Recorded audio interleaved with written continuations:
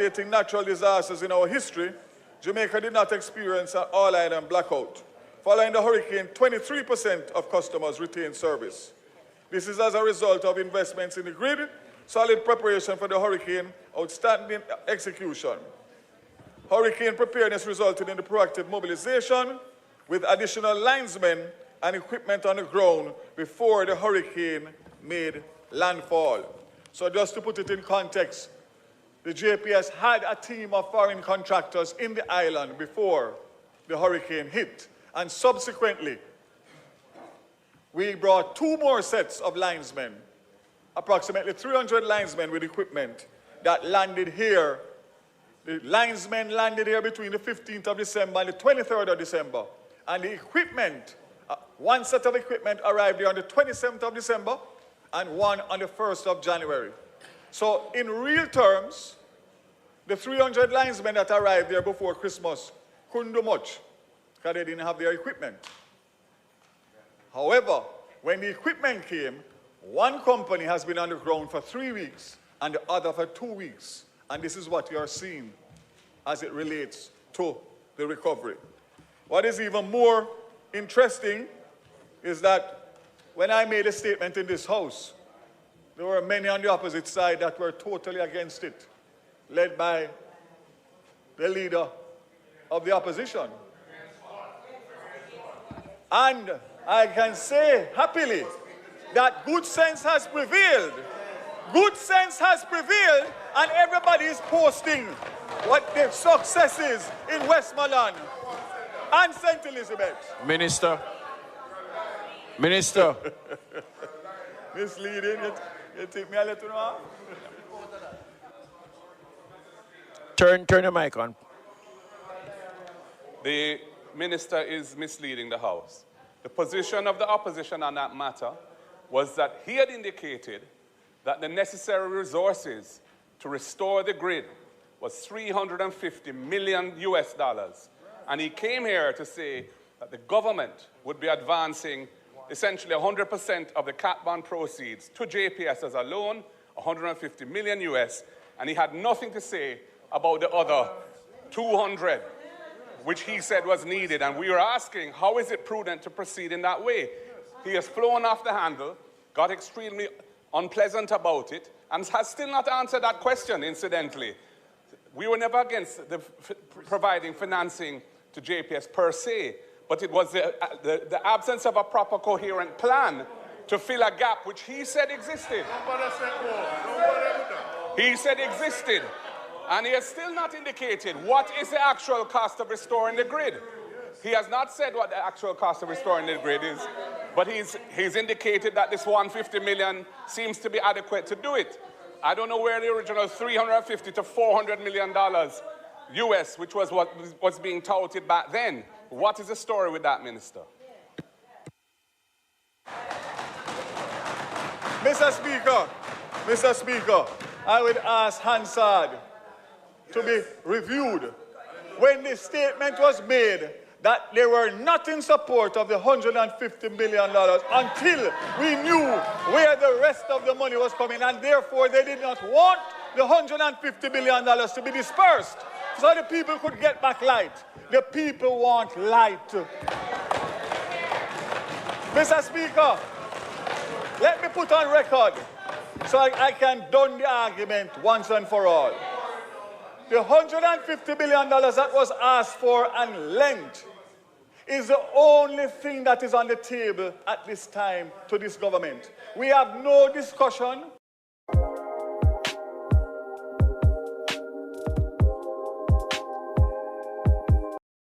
than the $150 million to bring back light by the end of January. That is the situation as of now. So until something comes to me, there's nothing that I can tell. What I can say without fear of contradiction, that if we had followed them, we would still be waiting on light till the end of this year because of their bad mind. Madam Speaker, let me indicate 2.5 months after the passage of a Category 5 hurricane, important milestones have been achieved despite extreme engineering challenges, access, and constraints. All major hospitals and health centers have been restored, ensuring continuity of essential health care. The Black River Hospital got back light on Christmas Day. There has been 93% overall restoration of all National Water Commission pumps and water treatment facilities, supporting water security across Jamaica. And I say congratulations to my colleague, Minister Samuda, for his hard work and collaboration on this matter.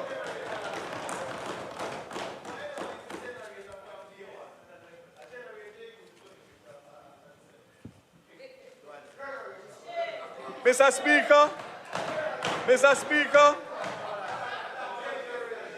long-term system resilience is being strengthened, including the use of polecrete to improve resistance to pole uprooting, fiberglass components and transmission lines designed to withstand Category 5 conditions, and network redesigns to reduce cascading and domino-style failures. Restorations continue in Hanover, Westmoreland, St. James, Trelawney, and St. Elizabeth, where the work is focused on the most complex last-mile challenges. Mr. Speaker, I want to indicate that as a nation, we must be clear about the reality of the remaining work. In the Western region, what remains is not simply restoration. It is a redesign and rebuild. The final phase requires infrastructure redesign and full rebuilds, compounded by access challenges including new line routes, land access, installation of thousands of poles, and conductors stringing over long distances. Madam Speaker, Mr. Speaker, I went to Westmoreland on Thursday, and I witnessed 324 poles and 15 miles to get light to the Roaring River NWC station. That in itself is going to bring back approximately 50,000 customers in Westmoreland. Had to be done, despite the fact that when you connect NWC, you are only going to get about 1,000 other customers. You know why, Mr. Speaker? Out of the 51,000 customers that remain, about 21,000 are not ready to receive electricity because of the level of damage in their districts and their communities.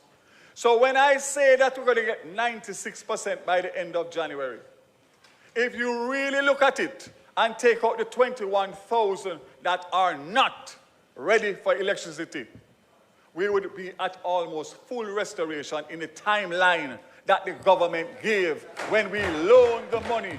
We have gotten the performance that we desired, Mr. Speaker, despite the naysayers. So let me just indicate, Mr. Speaker, that we are on track and we are going to be in a position to reach there even quicker, because if you recall, we had originally said January to end of February. But based on the work that has been done so far, we will use the month of February to try and get those 21,000 customers back up. And we're going to do it strategically, Mr. Speaker, because we're going to use a JSIF house rewiring.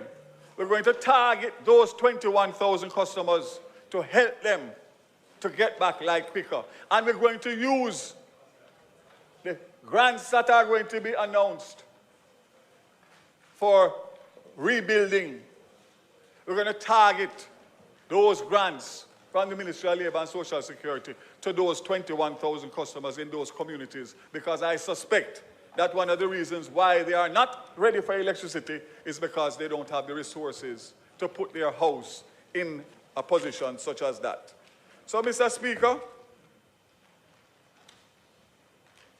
in one instance, 40 miles of lines were rebuilt with over 1,000. 5 minutes, Mr. Speaker, 5 minutes. Mr. Speaker, the member's time for speaking has expired. We ask that it be extended by 5 minutes. The request is on the floor. Those in favor, those against, the ayes have it. Minister, you may continue. 5 minutes.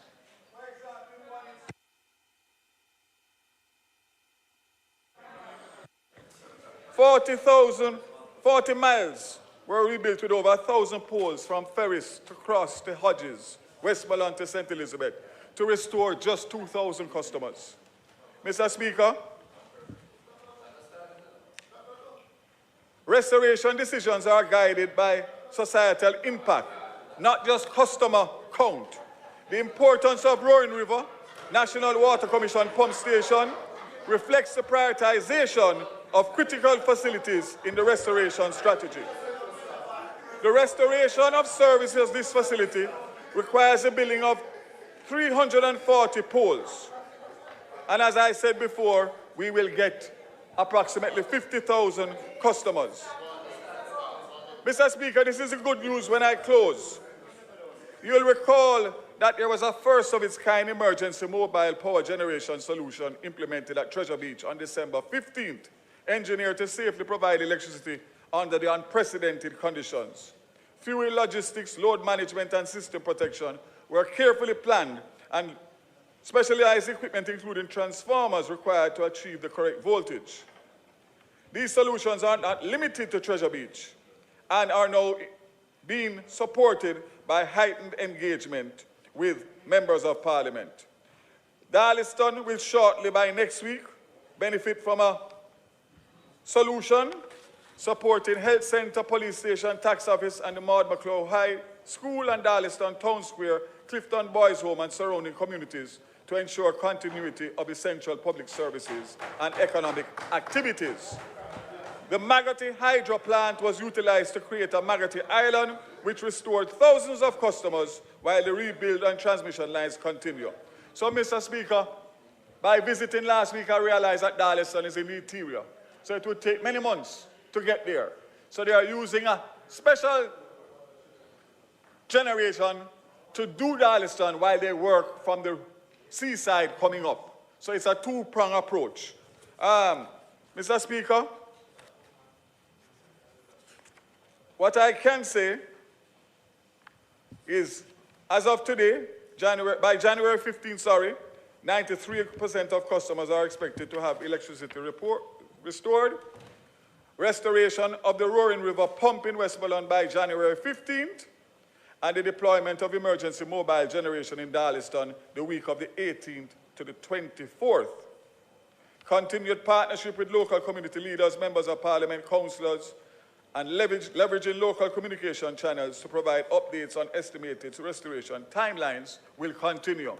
The only thing that I will say, Mr. Speaker, that we are still not at yet, which I hope to be at shortly, is some kind of projection of those 50,000 customers in the communities as to when they can expect to get back light. It will be a projection, but it is required because at this point in time, those 50,000 customers are the last mile. They are anxious. They see everybody else getting light around them and they don't have light. And all they want is some kind of estimation as to when will they get light. So I spoke to the JPS before coming here today, and they have told me that they will provide me with that and continue to update the members of Parliament and the councillors and the citizens in the various areas. So I expect to have that by close of business tomorrow. So, Madam Speaker, I will stop at that just to say both Flow and Digicel are almost fully back up based on the fact that every time more customers and more areas get light, that helps them in terms of getting their systems back up. So, Madam Speaker, Mr. Speaker, let me thank the country, let me thank especially those persons hardest hit for their patience, for their confidence in a good government led by Andrew Michael Otis. Taking hard decisions and standing by them. But more importantly than the decisions is the monitoring to make sure that we get what was promised and committed to us on behalf of the Jamaican people. And I close by saying, commitment made, commitment kept. Help continues to be on the way. May God bless Jamaica land we love.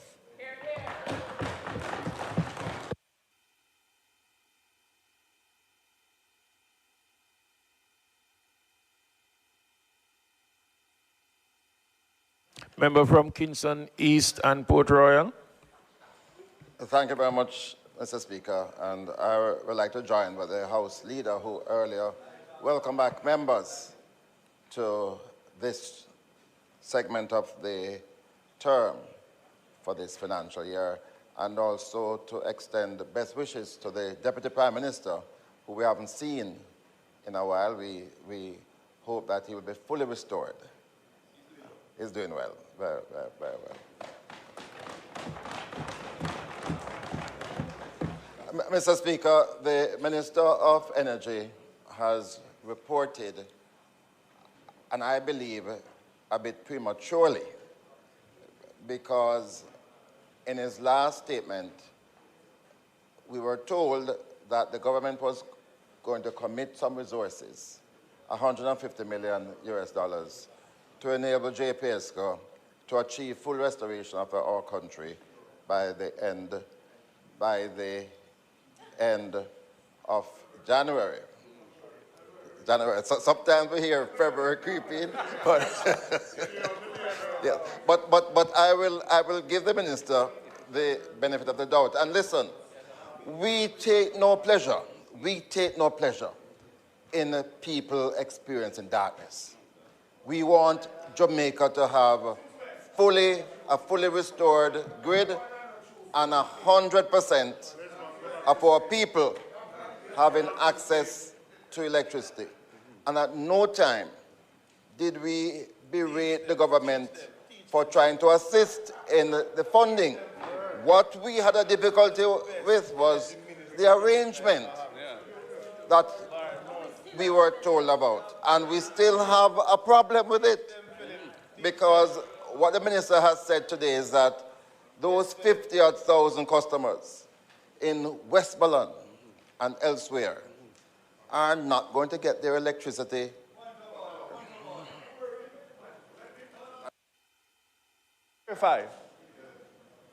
By the end of January, 30 of the 51,000 will have back light. It is the 21,000 that is not ready to receive light that we have to work with through JSIF, through MLSS, and through whoever else to get them in a position.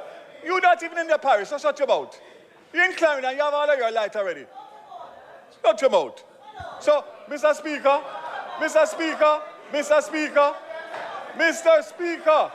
the member is misleading the House. 30,000 of the 51,000 will get back light. And the other 21,000 we will work with as quickly as possible. Minister. But it is beyond. Minister. It is I'm on a point of order. He's already on a point of order. You sit down. He's already on a point of order. He's already on a point of order. Madam, sit down. I am on a point of order. He's on a point of order. I'm not yielding.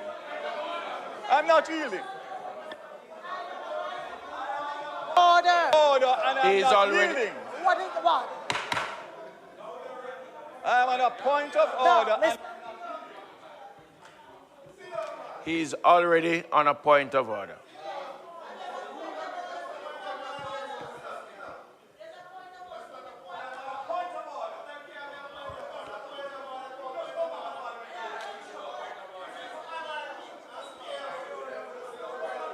Here.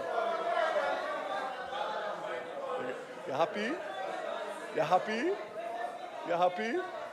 You happy? Yeah, me say if you're happy.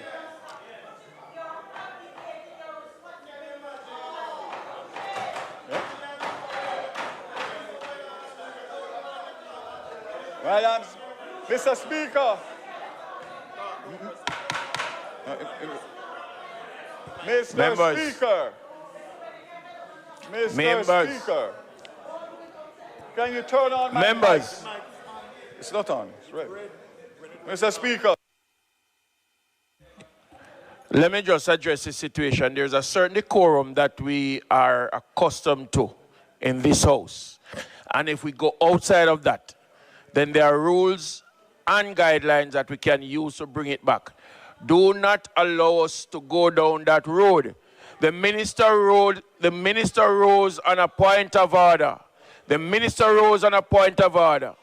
And you allow him to continue. If you continue to go down that road, then we will use the standing order accordingly. Continue, Mr. Minister. Turn the mic on.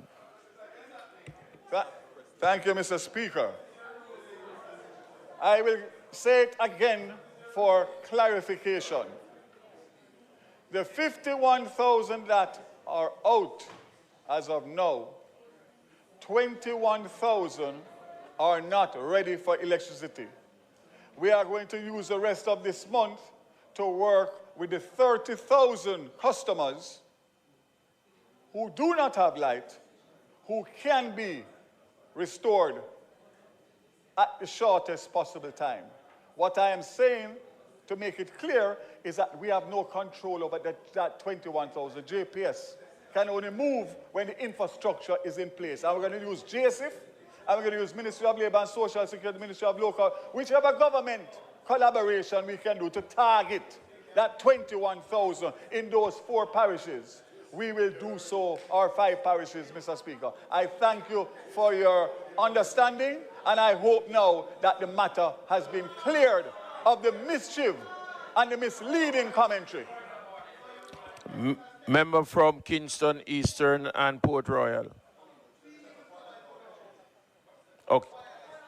Mr. Speaker, the minister, while he was speaking, on the mic, officially told us on this side to shut him out. And I heard nothing coming from you as Speaker of the House to call him to books. I believe that the uneven application of the rules is totally unacceptable. And this message to the students. Detective Raven, this is the Mercy Capital Court, powered by artificial intelligence. You're charged with the murder of your wife.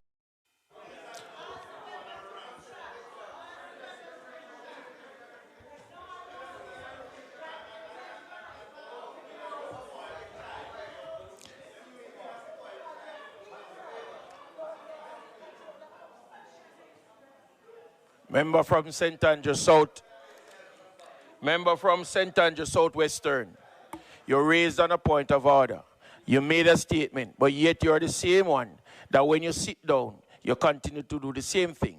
If you're no, you're not. Stop.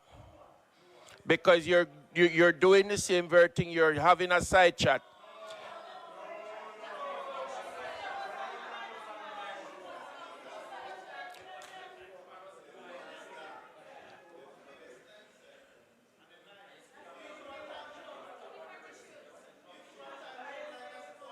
You notice I'm waiting for all of you to have your say? Because you do not have the floor and you continue to do the same very thing.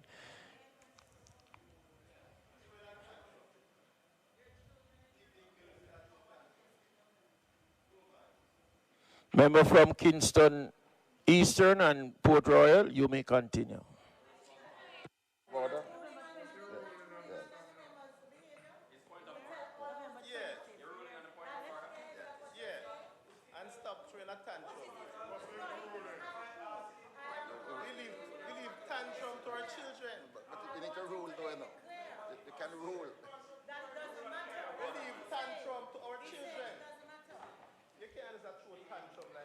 Mr. Speaker, on the 25th of November, the minister had announced that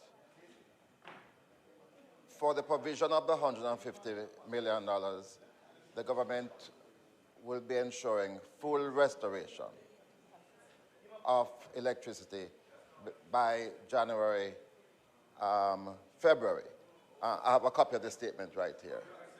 It says full restoration. It says full restoration. January, February.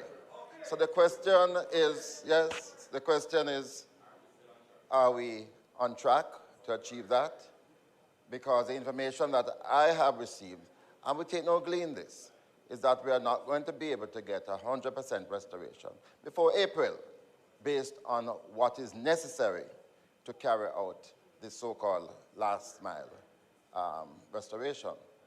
So, Minister, I want to go back, therefore, to that discussion we had in Parliament on that day, when we were told that the full amount that it will cost the JPSCO to restore electricity was $350 million, US dollars. I think the country deserves an explanation.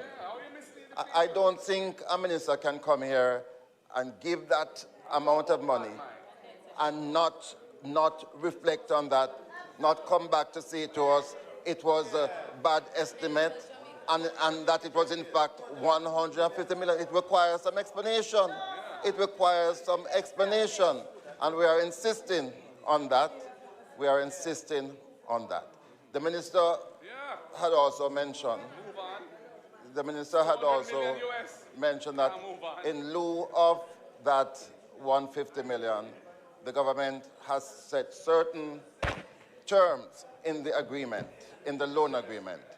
And we have not yet seen a copy of that, and I'm hoping that the Parliament will be able to see a copy of the loan agreement so that we can put it to full scrutiny of the Jamaican people, so we know that we're getting value for our money. Again, I want to commend the workers of JPSCO. I want to commend the workers, right? I want to commend the people for the patience that they have displayed. Right? I want to commend the representatives of the people who have been working alongside JPSCO to ensure orderly restoration. And I'm really hoping that we'll be able to meet that deadline. But I suspect, Minister, we're looking at April. Perhaps you can clarify that. Thank you very much, Mr. Speaker. Member from Westmoreland Eastern.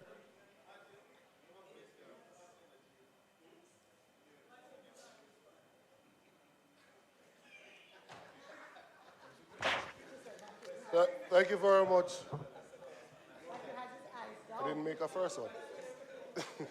Thank you very much, Mr. Speaker. Mr. Speaker, through you to the Minister, sir.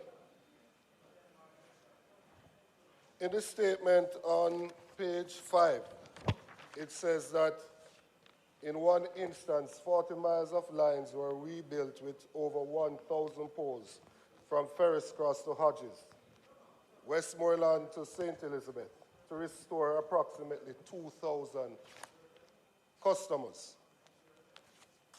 Is the minister aware that that is a proposal and that that has not yet taken place? There is no rebuilding of lines that has taken place from Ferris to Hodges in St. Elizabeth. To go further, Mr. Speaker, there is not one customer of JPS in Eastern Westmoreland that is currently with electricity. What? Not one. Of the 17,000 persons, customers in Westmoreland that are currently without electricity, over 10,000 of them are from Eastern Westmoreland. Approximately 60% of them are from Eastern Westmoreland. They say the substation is paradise to come so you can service Darliston and Betheltown and other areas up in the hill. And then from Magati so you can service White House and other areas down on the flat. They have a proposal to do that restoration.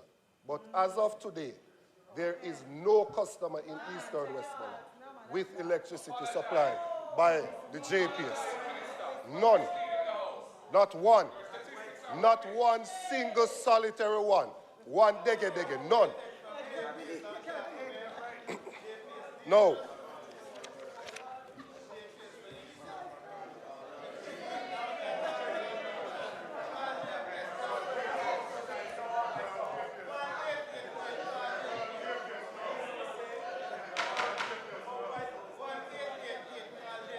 Mr. Speaker, I met with Mr. Hugh Grant. I met with Mr. Hugh Grant, the CEO of JPS, and a group of members from JPS who are currently stationed at Sanders in the White House division in Eastern Westmoreland, and they went through and gave a full presentation to myself, the member from Western Westmoreland, and the member from Central Westmoreland. Right? Now, the plan is to put a generator in Darliston so that you can serve the school, the police station, the health center, tax office, and I've asked them to go down as well to Clifton Boys Home. That is a plan to do so. We will still not have any electricity up in Betheltown. When we say that there are persons who are not ready to receive light, that is true. And that is also not new. That is certainly not a Christopher Columbus moment. Because we said it from day one here that over 5,000 houses were totally destroyed. As a matter of fact, the member from Western Westmoreland was criticized and accused of crying crocodile tears when he said, why not take the money to rebuild the houses because you can't give light to people who don't have houses.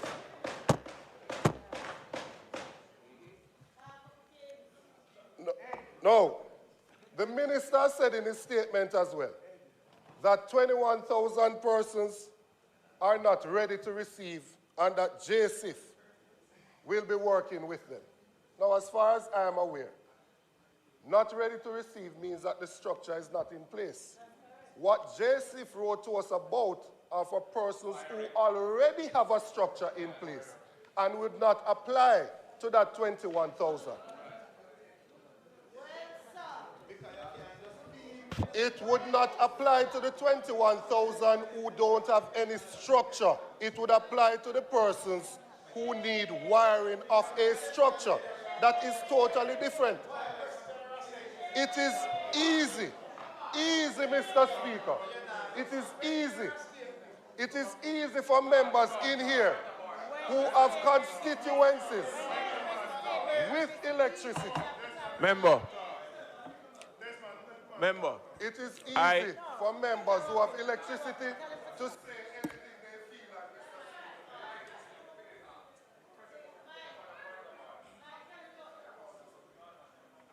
I do understand your emotions. I do understand. But I do allow me to speak because I am speaking now. I understand your emotion as it relates to representing the people. But the spokesperson made his presentation. I am now asking you just to concentrate and focus on the questions and not to make a presentation. All right?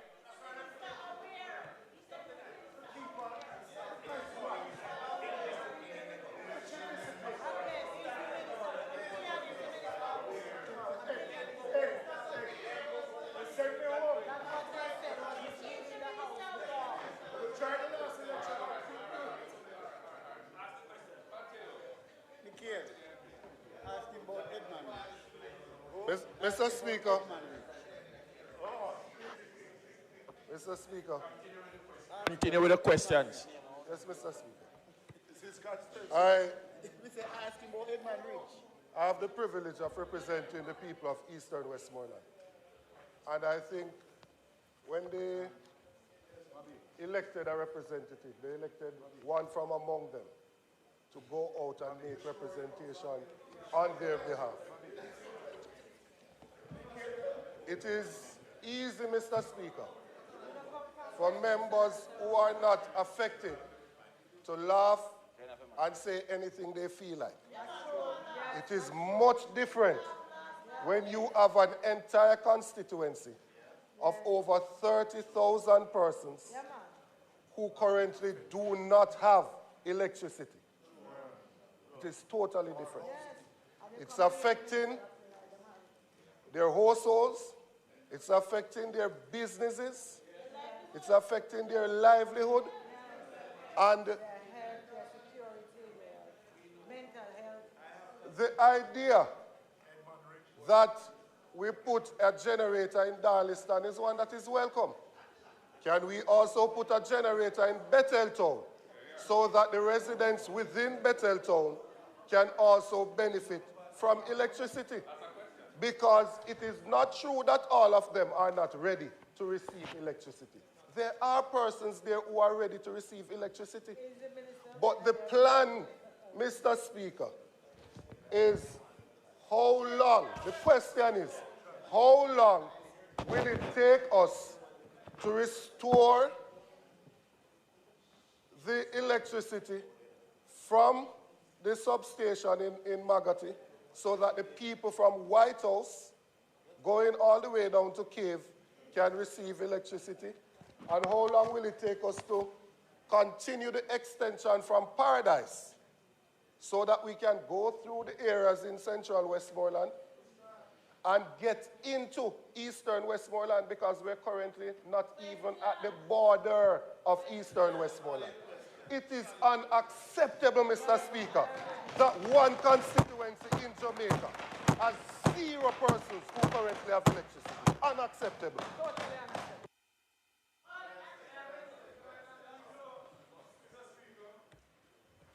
Indicate very clearly that the information that I've shared today is coming to me directly from the management of the Jamaica Public Service.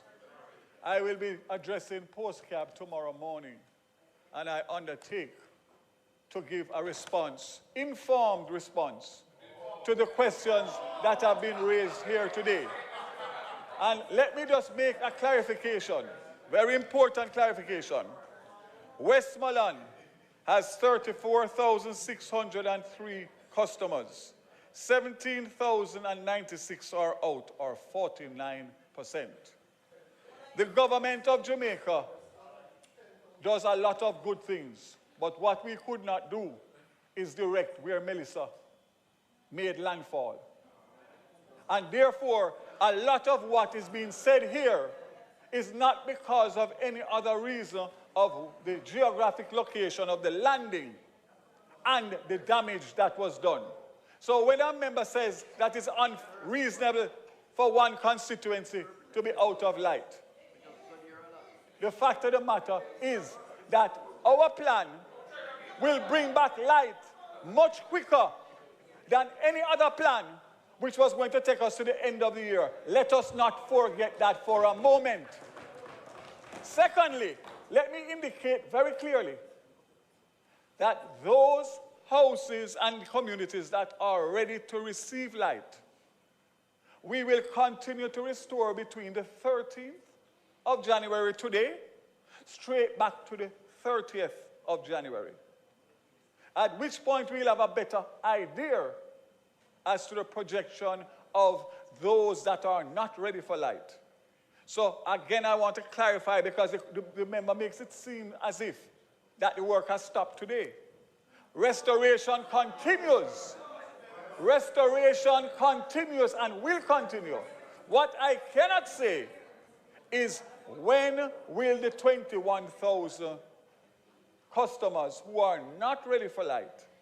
I cannot answer that question today. But as the time goes by between now and the 30th of January, we will be able to get a clearer vision on that. So I fully understand the sentiment of a member of parliament in a crisis like this, because I myself is a 5-time straight serving MP, so I know it. Been there, done that. So all I'm saying, let us be reasonable, let us be rational, because whatever you say, the performance of the restoration of electricity in this country after Hurricane Melissa is nothing short of miraculous. And we will continue to create the miracles as we go along. And the good thing is that there's a command center in White House, real time, where the members of parliament and the councils and the mayor and the stakeholders have full access. That never happened by chance. That happened by a direction from me as a member of parliament, knowing the trials and tribulations, so that you have access at the top to be able to get updates to give your constituents. So let us not go apart from that. We will continue, Mr. Speaker, and everything that has been raised today will be responded to tomorrow morning at Postcab. And if there's anything that comes up after that, feel free to send me any message. And if the information that I've gotten is not correct and I find that out tomorrow, I'll be the first one to withdraw and apologize for the bad information that I was given to send on to the country. That's how I operate every day, all day. Member from Westmoreland Eastern. Mr. Speaker, just so that the records show what was actually said. At no time, clarification to something. At no time did I accuse the JPS of stopping the work, which was said just now. At no time. To the contrary, Mr. Speaker, I said that I met with the CEO and his team, and I said that they have a command center from which they gave me an update. That is what I said. The minister also made reference to the trajectory of the storm and where it landed. I'm happy that we are now concluding that it did make landfall in eastern Westmoreland, because that is something that we have denied for quite a while. And, Mr. Speaker, it doesn't matter about the geographical location. A generator can be placed in Betheltown. It can be done, sir. Right? It can be done. And 150 million US can buy a generator for the people in Betheltown.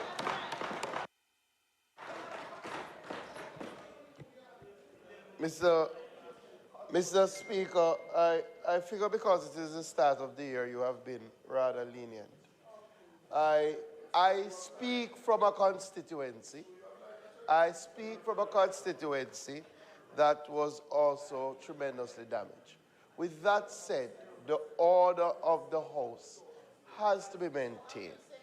The member is quite capable and has shown that he is quite capable of asking questions.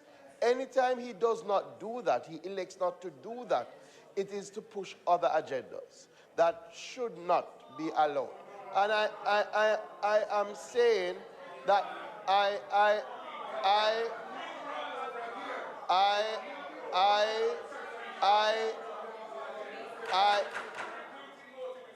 I am not imputing motive. If you just allow me, the agenda is clearly to make a statement.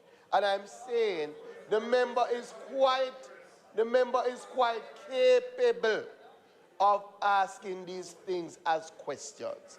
And I'm saying to say to the members,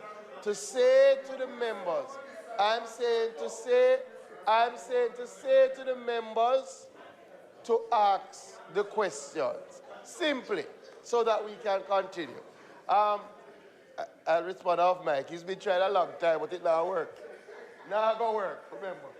We will now have a statement from the Minister of Water, Environment and Climate Change. No.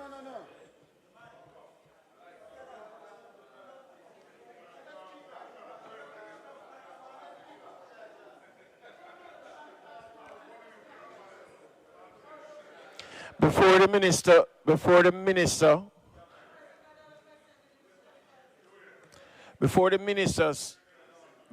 the minister takes his turn to make his presentation, there are a number of persons, a number of members.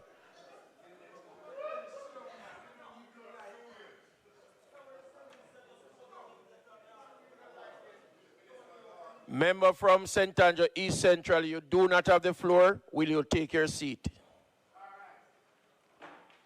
The member from Portland Eastern, mic is on. Minister, you don't have the floor as yet. Member from Portland Eastern, your mic was on for a while. Go ahead. My mic was on. Mr. Speaker, the minister has taken flight, so I'm not sure if I'm not sure if I should still ask the question for the purpose of the record. Because I don't have all.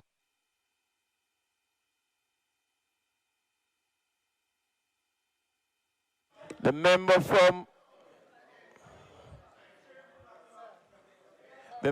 from St. Andrew, East Central. I will advise you, sir, you don't need to shout across the floor. Your mic is on now. I recognize you. You can now speak. Thank you, Mr. Speaker. Mr. Speaker, I had 4 questions for the minister, and the minister has left. And my mic was on for a prolonged period. How do I treat with this?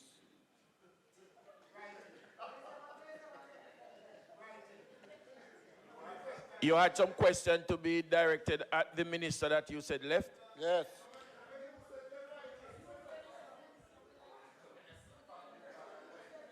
You can ask a question.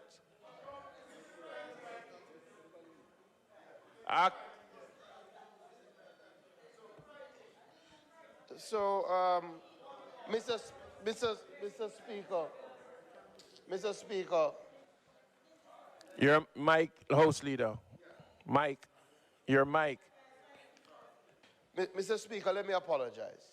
I think because of the intervention, the minister may have thought that the matter was at a close.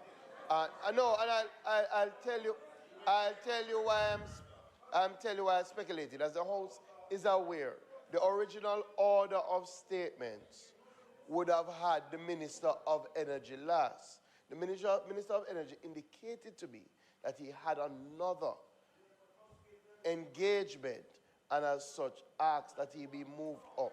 So, no, seriously, I asked that he be moved up. So I'm saying, in the circumstances where he had indicated that there was another engagement and where I had intervened, maybe the wrong impression was given. But clearly there are other avenues that members can get their questions answered by the minister.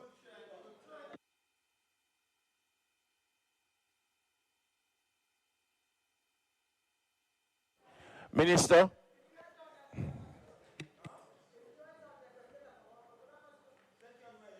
Thank you.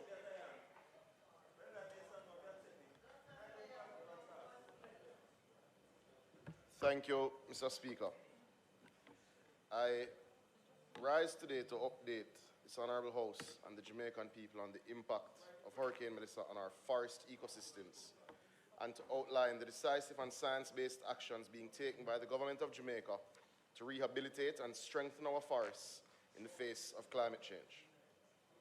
Mr. Speaker, it is very important to remind the nation where we were prior to October 2025, so we may understand the significance of the impact on our forests. The Forestry Department, having completed the land use and land cover assessment using data collected up to 2023, had reported previously that forest cover in Jamaica had been increasing steadily year on year and had increased by a remarkable 7% up to that point. What that meant was that 47% of our land of wood and water was at that point covered by forests. Madam Speaker, or Mr. Speaker's apologies, the House should note that the forest cover figures being referenced are grounded in Jamaica's REDD+ measurement, reporting and verification framework, which is on the screen before members. Forest loss and degradation were assessed using high-resolution satellite imagery, change detection analysis, and on-the-ground field verification carried out by trained forestry teams across over 300 assessment sites. This combination of remote sensing and field-based data collection ensures that the figures before us are credible, transparent, and consistent with international climate reporting standards. The government has committed to expand the country's protected areas network to approximately 30% by the year 2030, commonly referred to as the 30 by 30 target. At present, Jamaica has declared approximately 24% of its landmass as protected under law, including the Cockpit Country Protected Area. The country's single largest terrestrial protected area, which spans approximately 78,000 hectares. The National Environment and Planning Agency is currently working on the declaration of 5 new protected areas under the Natural Resources Conservation Act in the 2026-27 fiscal year. That will include the Long Mountain, Canoe Valley in Clarendon and Manchester, Bengal in St. Anne, Montpelier in St. James, and sections of Negril in Hanover and Westmoreland. Additionally, the Forestry Department has declared 16 new forestry management areas under the Forest Act, and with an additional one to be declared in the upcoming fiscal year. The department is also working with the ministry on the declaration of 17 new forest reserves. These new protected areas will advance the country's achievement of the 30 by 30 target. On the 28th of October, Hurricane Melissa crossed our island with sustained winds and a destructive force that tested not only our infrastructure, but the very natural systems that protect our watersheds, our coastlines, our communities, our people, and our livelihoods. Jamaica's forests, our first and most formidable line of defense against flooding, landslides, drought, and biodiversity loss, were significantly affected. Mr. Speaker, the data is sobering. Between November and December 2025, the Forestry Department conducted more than 300 rapid forest damage assessments island-wide, covering approximately 528,000 hectares of forested land, including forest reserves, the forest management units, and privately owned forested areas. These assessments are not anecdotal. They are systematic, field-based, and guided by internationally accepted methodologies. The findings confirmed that Hurricane Melissa carved a west to northwest corridor of destruction across Jamaica, with western, central, and parts of northern parishes bearing the brunt of the damage. In several forests, Mr. Speaker, particularly those on steep terrain and shallow soils, damage levels reached between 76 and 100%.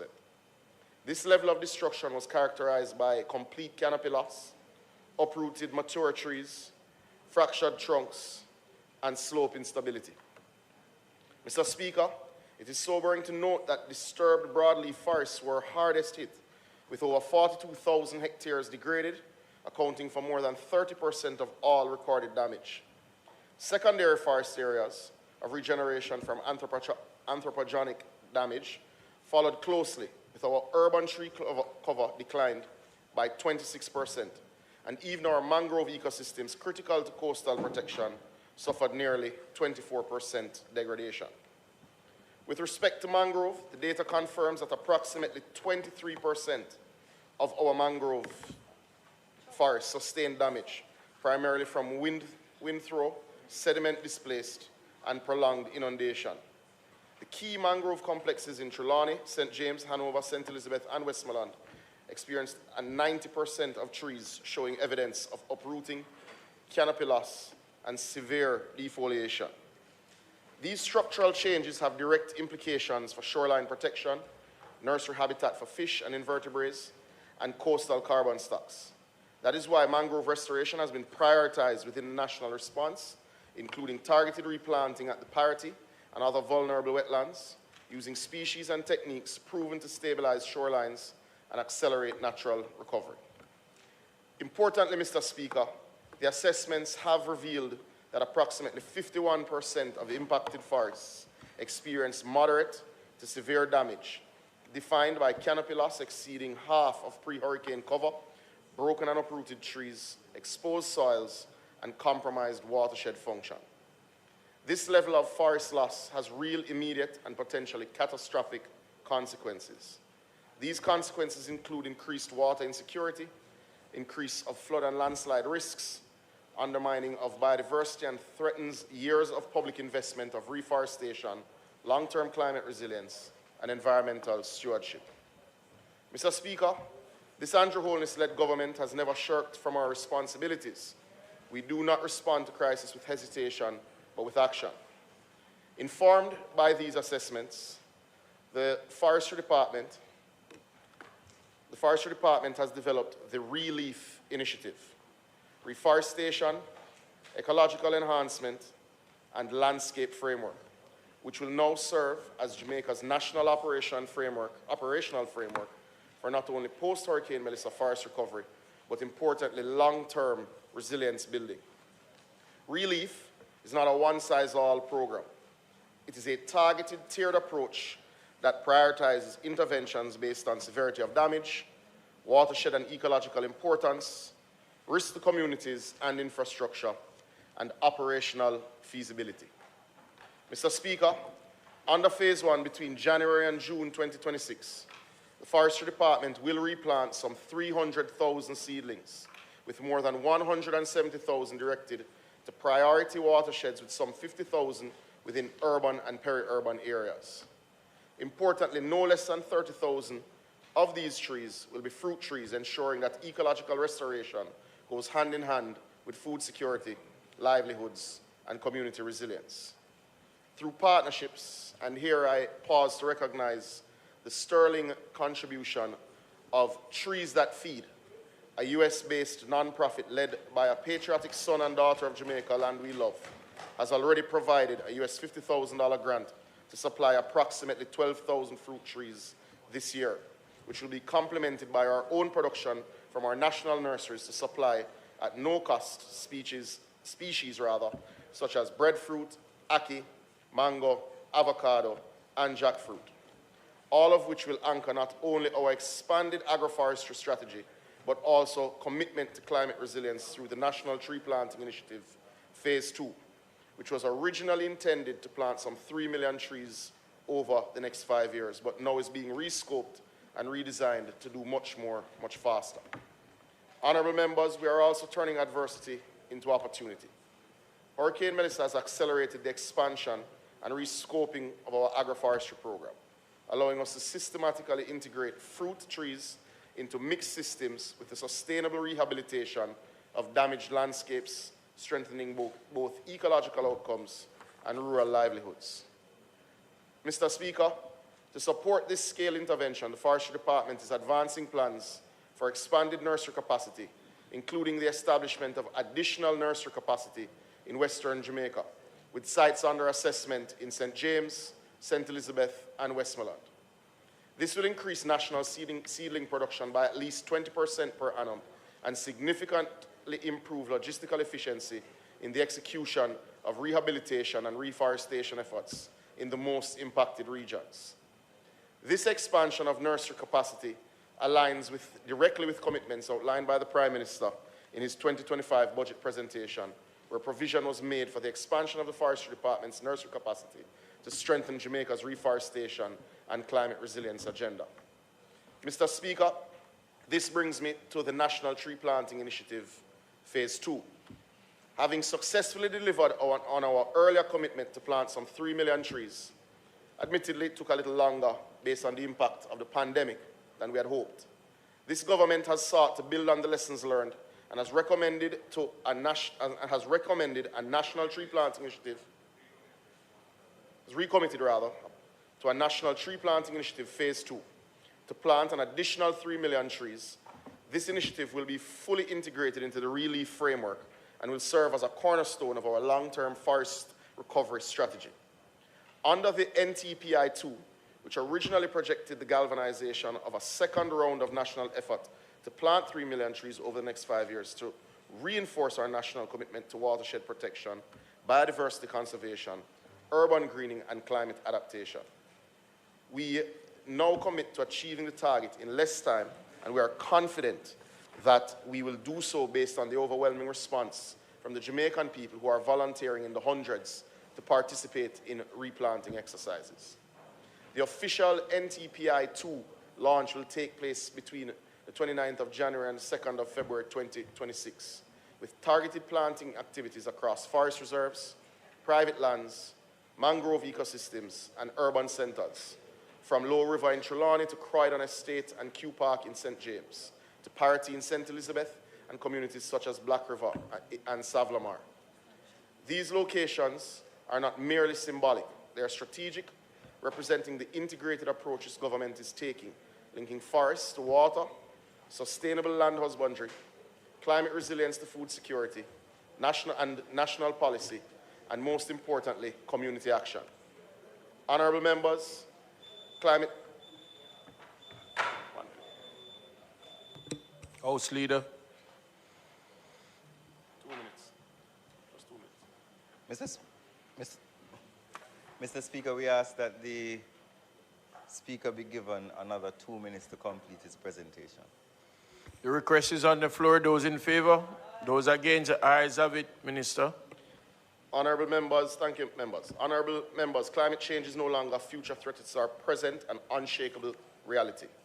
But this is Jamaica. We have never, nor will ever be passive.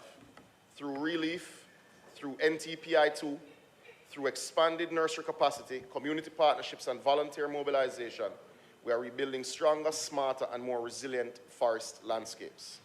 In the new financial year, the Forestry Department will focus on the implementation of the National Mangrove and Swamp Management Plan, working closely with key stakeholders on the restoration of the island's mangrove forests. This will complement implementation of the National Ecosystem Restoration Plan being led by NEPA. The government will also prioritize mainstreaming ecosystem-based and nature-based solutions in recovery planning. In this regard, forests and wetlands will be among the core risk reduction measures in Melissa-affected watersheds and coastal zones, explicitly valuing ecosystem services in economic analyses and national climate adaptation strategies, implemented through multi-stakeholder partnerships and long-term stewardship. Mr. Speaker, this is how we honor the legacy of our forefathers, and this is how we build and protect Jamaica, which is not only our desire, but certainly our destiny. This is how we safeguard our water, our land, our forests, our food systems, and our future. And this is how we honor the responsibility to generations yet to come. Thank you, Mr. Speaker.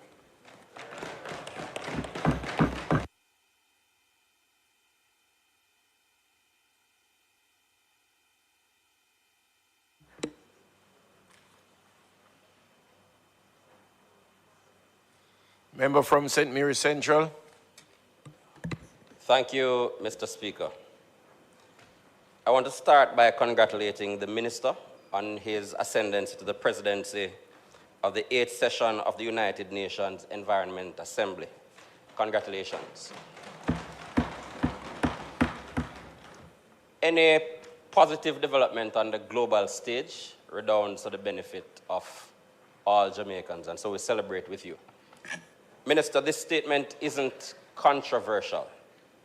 There isn't much, if anything, in it that you will find objection from this side. I visited in St. Elizabeth, the cockpit country myself, and I've seen firsthand the devastation on just the forestry. In fact, residents were telling me that areas that I could see a clear view, generally for decades they've never seen what the other side of forests look like. What I want to know, though, Minister, is whether any consideration is given to mobilizing just members of the population who might be interested in not the National Tree Planting Project, but the Reforestation Project. Because this is a major undertaking, and I suspect you may not be able to readily find the resources from your budget to lead the full recovery with 51% of loss in terms of forestry areas. So I'm wondering whether any attempt will be made to just mobilize the general population, those who are interested in any event, to volunteer and to assist with the tree planting. Another question, Minister. I note the move to plant fruit trees as a part of the forestry program. And even though I suspect the professionals at forestry would have considered it, I also want to ensure that we're considering the local ecosystems and the things that life in those ecosystems generally depend on, to ensure we're not replacing trees with trees that might create additional harm. But as stated at the beginning, you have my full support in terms of replanting and rebuilding the forestry and the environment on a whole. One love.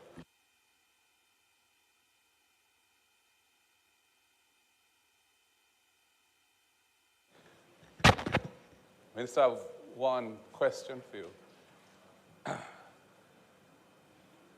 I'm aware that the effect of Melissa in relation to our forests includes the extensive creation of bio-waste, meaning branches, leaves that were broken, trunks of trees snapped, etc.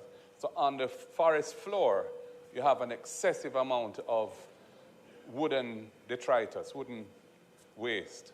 And the risks of forest fires, bushfires from that waste which is lying there and which will be over time degenerating into, drying out and becoming more and more flammable is a real risk. And I was wondering whether there's any strategy for trying to address that, the risk, the heightened risk of forest fires in our forest areas as a result of what Melissa has left behind. I know that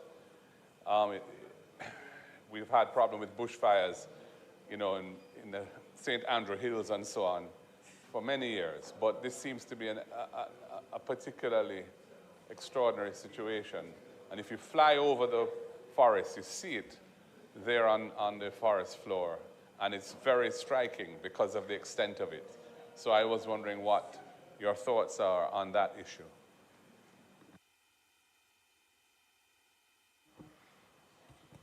Oh, sorry, Minister.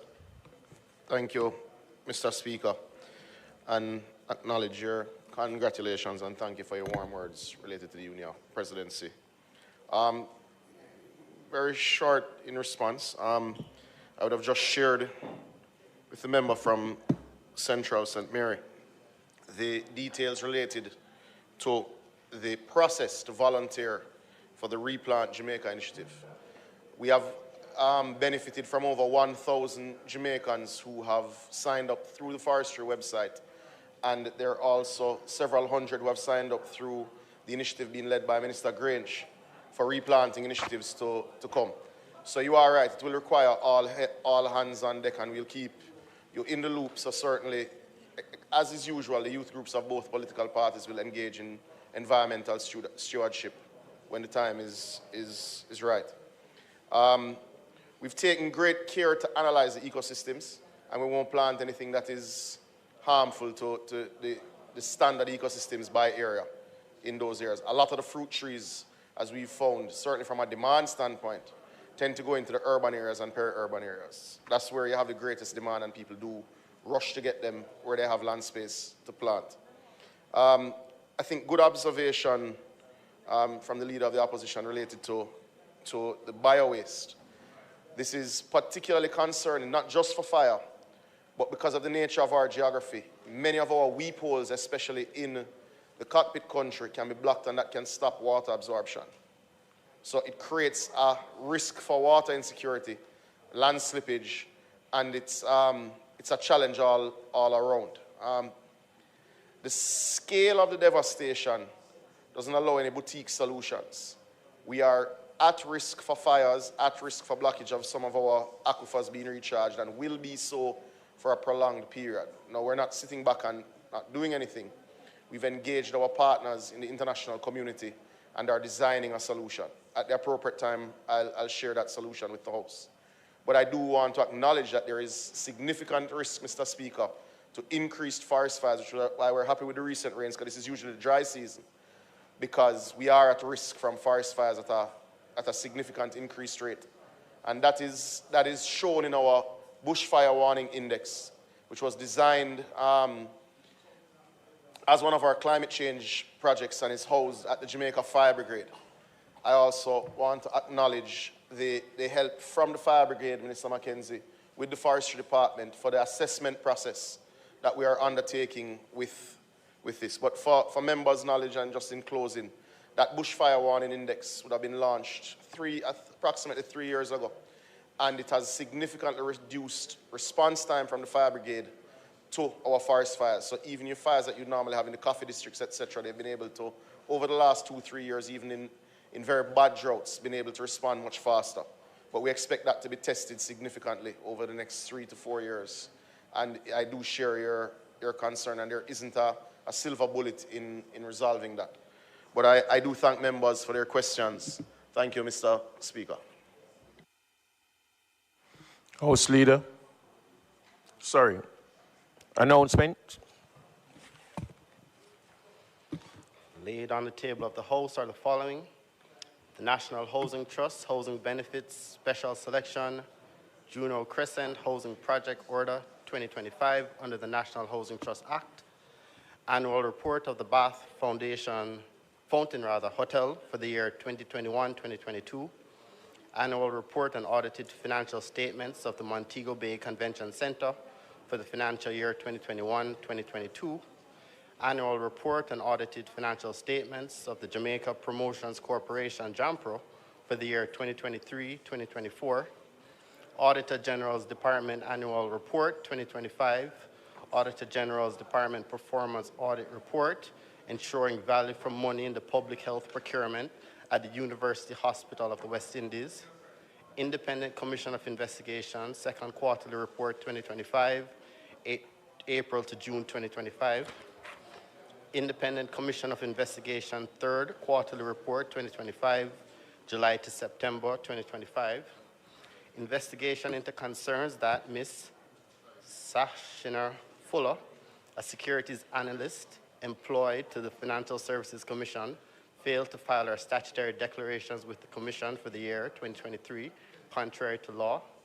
Investigation report into concerns that Ms. Tamika Aplik, a securities analyst employed to the Financial Services Commission, failed to file her statutory declarations with the Commission for the year 2023, contrary to law. And also, members, the Honorable Speaker of the House, the Most Honorable Juliet Holness, wishes to give formal notice of her absence from this sitting of the House of Representatives on account of her traveling overseas on official business. Thank you. Bills brought from the Senate,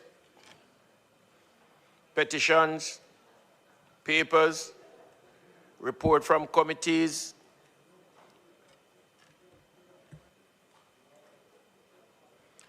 Notices of motion given orally. Minister. Thank you, Mr. Speaker. Mr. Speaker, I beg to give notice that at the next meeting of the House, I will move to introduce and have read a first time a bill shortly entitled the Financial Administration and Audit Amendment Act 2026. I further beg to give notice that at a later stage today, I will move for the suspension of the standing orders to enable me to take first reading of the bill.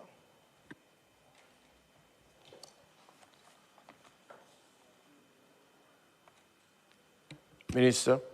Mr. Speaker, I beg to give notice that at the next meeting of the House, I will move to introduce and have read a first time a bill shortly entitled the Jury Amendment Act 2026. I further beg to give notice that at a later stage today, I will move for the suspension of the standing orders to enable me to take first reading of the bill.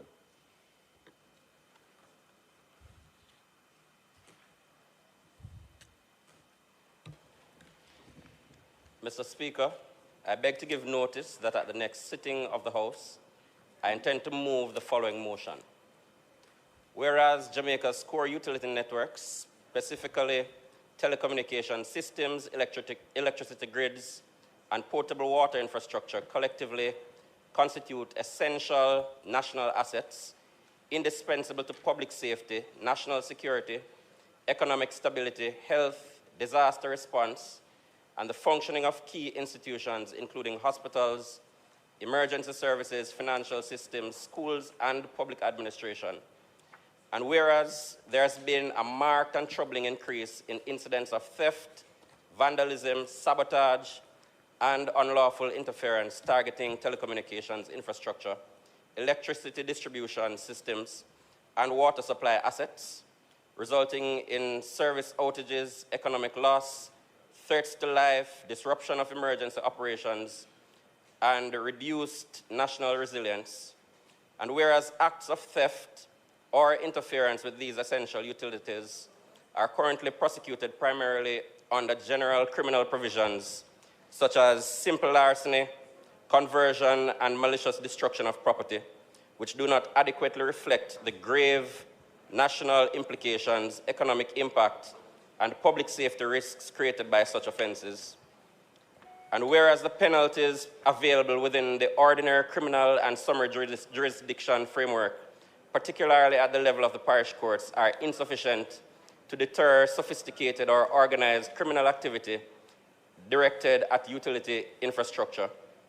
And whereas international standards in comparable jurisdictions recognize electricity, telecommunications, and water systems as critical infrastructure requiring sector-specific legislation, elevated penalties, specialized offenses, and enhanced investigative power, including models such as Australia's Security of Critical Infrastructure Act framework, Taiwan's Critical Infrastructure Reforms, and the US's Cybersecurity and Infrastructure Security Act protections. And whereas Jamaica's vulnerability to hurricanes, natural disasters, cyber threats, and national emergencies require the uninterrupted functioning and robust protection of electricity supply, telecommunications networks, and water systems, be it resolved that this Honorable House formally declares Jamaica's electricity, telecommunications, and water networks to be critical national infrastructure, essential to public safety, national development, and disaster resilience.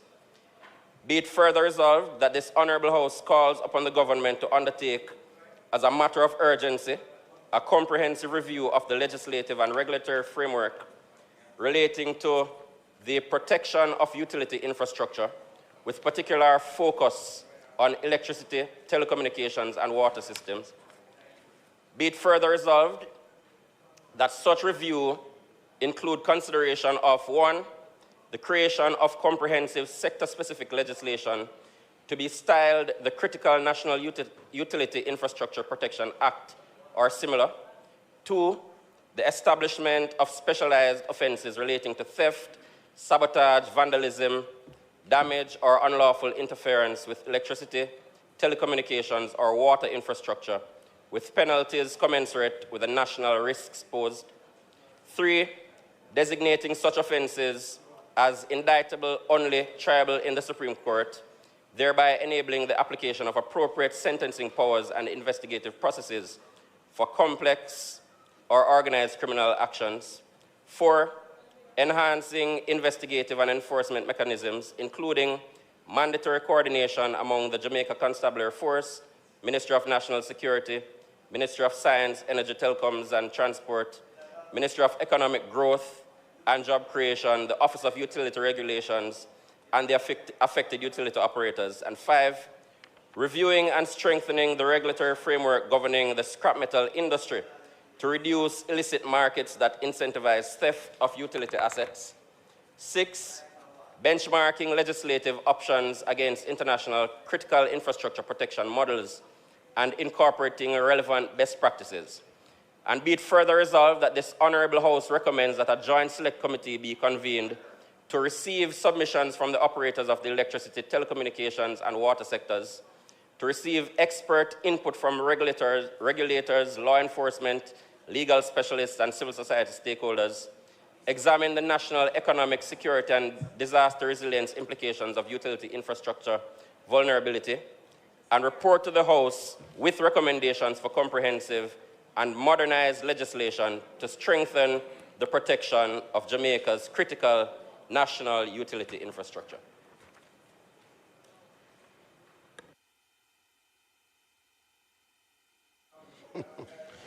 Mr. Speaker, I beg to give notice that at the next meeting of the House, I will move the following motions. Be resolved that notwithstanding Standing Order 68.3 and in accordance with Standing Orders numbers 68.1K, 73D, this Honorable House appoints the Integrity Commission Oversight Committee, comprising the following members: Pernell Charles Jr., Delroy Chuck, Audrey Marks, Marissa Dalrymple Filbert, Matthew Samuda, Julian Robinson, Dayton Campbell, and Angela Brown Burke. Be integrity also.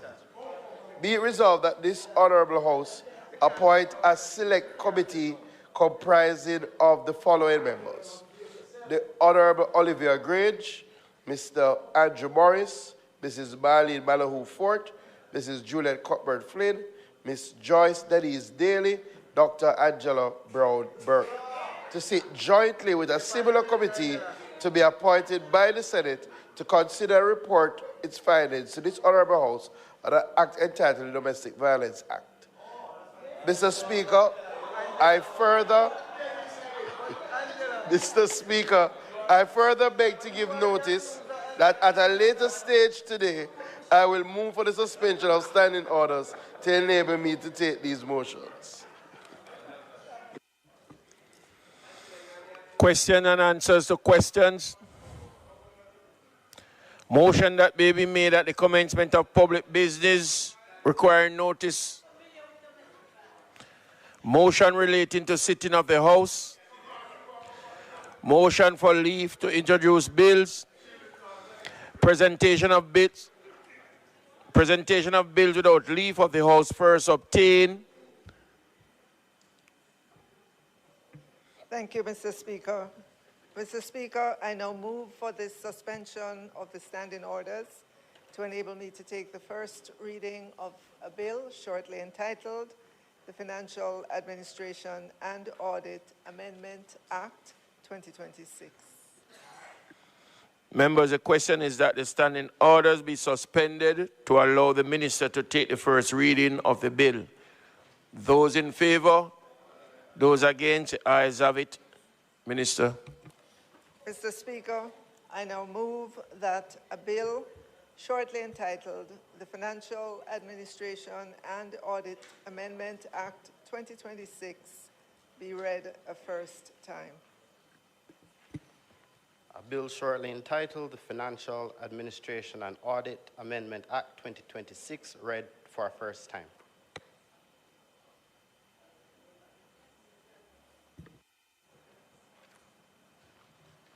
Mr. Speaker, I beg to give notice of second reading of the bill.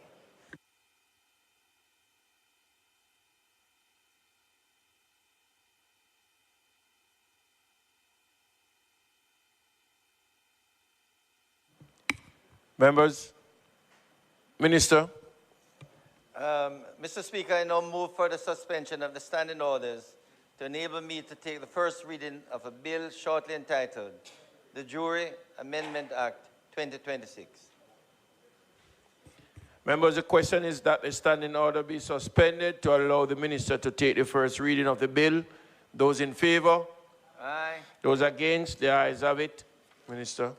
Mr. Speaker, I now move that a bill shortly entitled the Jury Amendment Act 2026 be read the first time. A bill shortly entitled the Jury Amendment Act 2026 read for a first time. Mr. Speaker, I beg to give notice of second reading of the bill.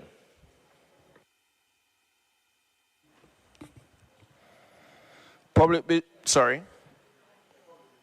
business. Mr. Speaker, I now move for the suspension of standing orders to enable me to take the motions, notice of which I gave earlier. The question is that the House,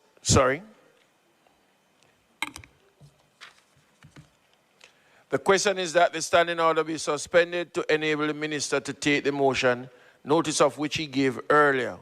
Those in favor? Those against? The ayes have it. Minister.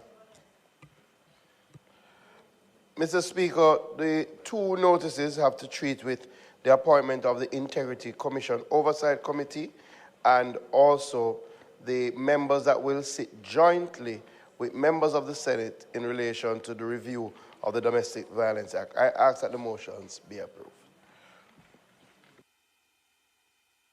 The question is that the motion be approved.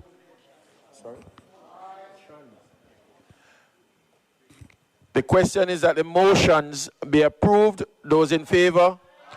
Those against? The ayes have it.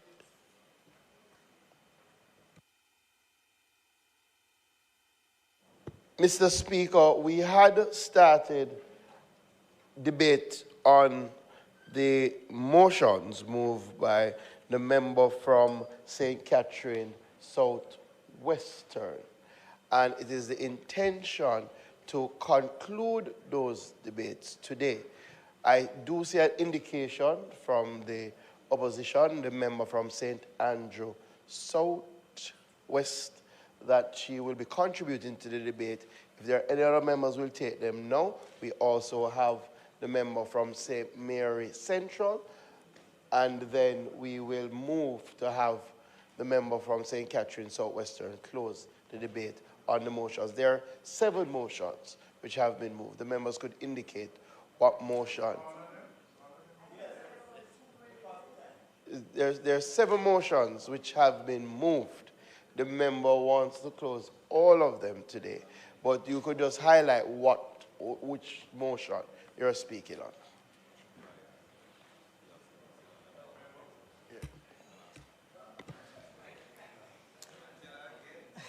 Thank you, Mr. Speaker. Mr. Speaker, I want to start with just a couple of comments as it relates to number 2, motion number 2, which has to do with the amendment to the Representation of the People's Act. I want to say that it is obvious that the member has taken some time to look at the process of election and to look at some of those areas that are troublesome and that need attention.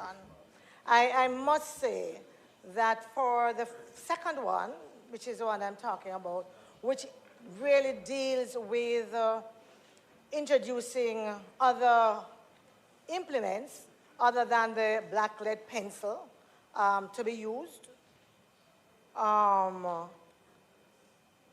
to make a mark for the candidate, and also where it refers to also introducing other marks that could signal the choice of candidates.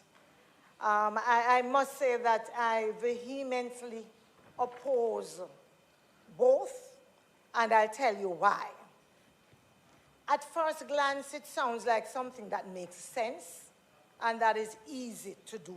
However, in my head, I am still very clear of the Jamaica in which I live. And I am also very clear that we still talk about the golden ballot.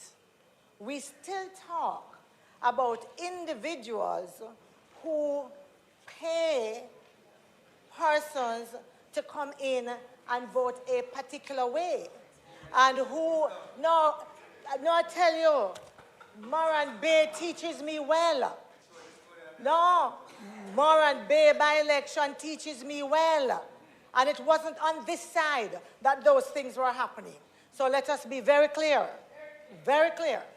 And so my concern, Mr. Speaker, is that we could be in an election, for example, like the by-election in Moran Bay, and individuals from the other side pay voters to go into the polling station and to make a mark in a particular way.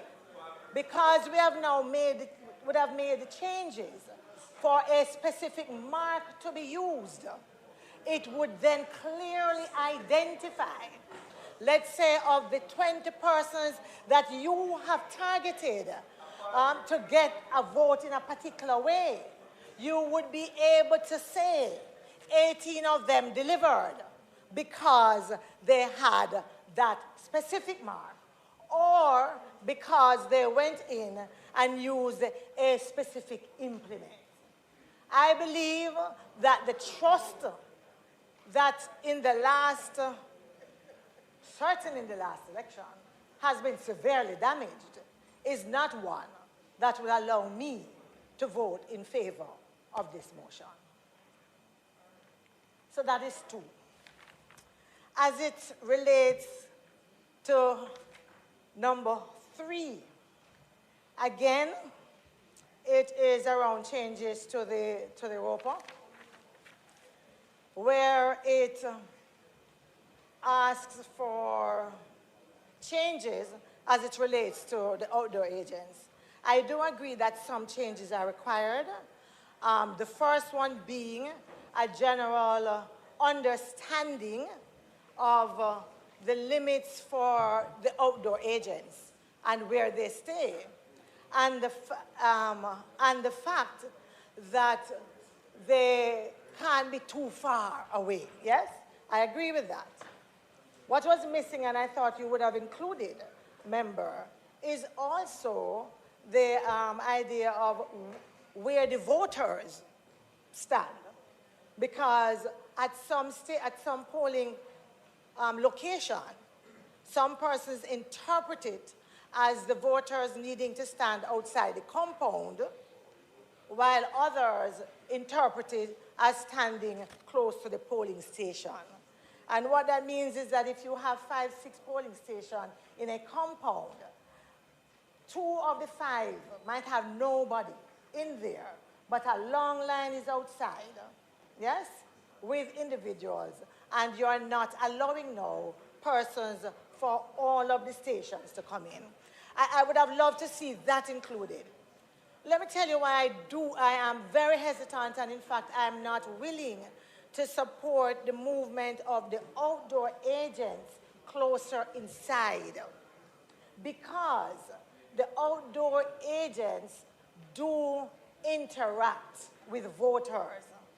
And I would fear closer to the voting station, the polling station, where voting is going to take place, that we might have fierce competition between the outdoor agents interacting with the voters.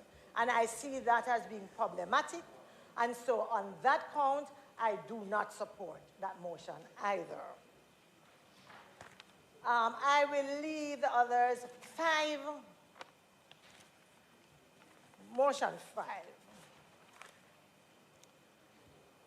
I want to start by commending the progress that we have made and agreeing to date in terms of creating an atmosphere of a free and fair election and free from fear.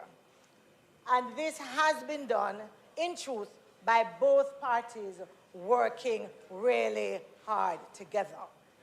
As I said earlier, and I really do believe it, so I'm going to have to say it, that I believe that some of what has happened in more recent times has damaged the trust. Yes? It has damaged the trust. And I say that, and I put it on record here. Mr. Speaker, we cannot disregard the concern around the system could be, or where the system allows for partisan behavior. Yes? I know that the rules of the EOJ requires that individuals who are politically affiliated do not become workers for the EOJ, which I support wholeheartedly. And so when individuals come to me and said, oh, you know, MP, I went down and they said A, B, C, and D, I said, you know, they are correct. But it is alarming, Mr. Speaker, as to the level of partisan pro-JLP behavior by some of the key members and workers of the EOJ on election day. Yes? And so that should be a matter of concern.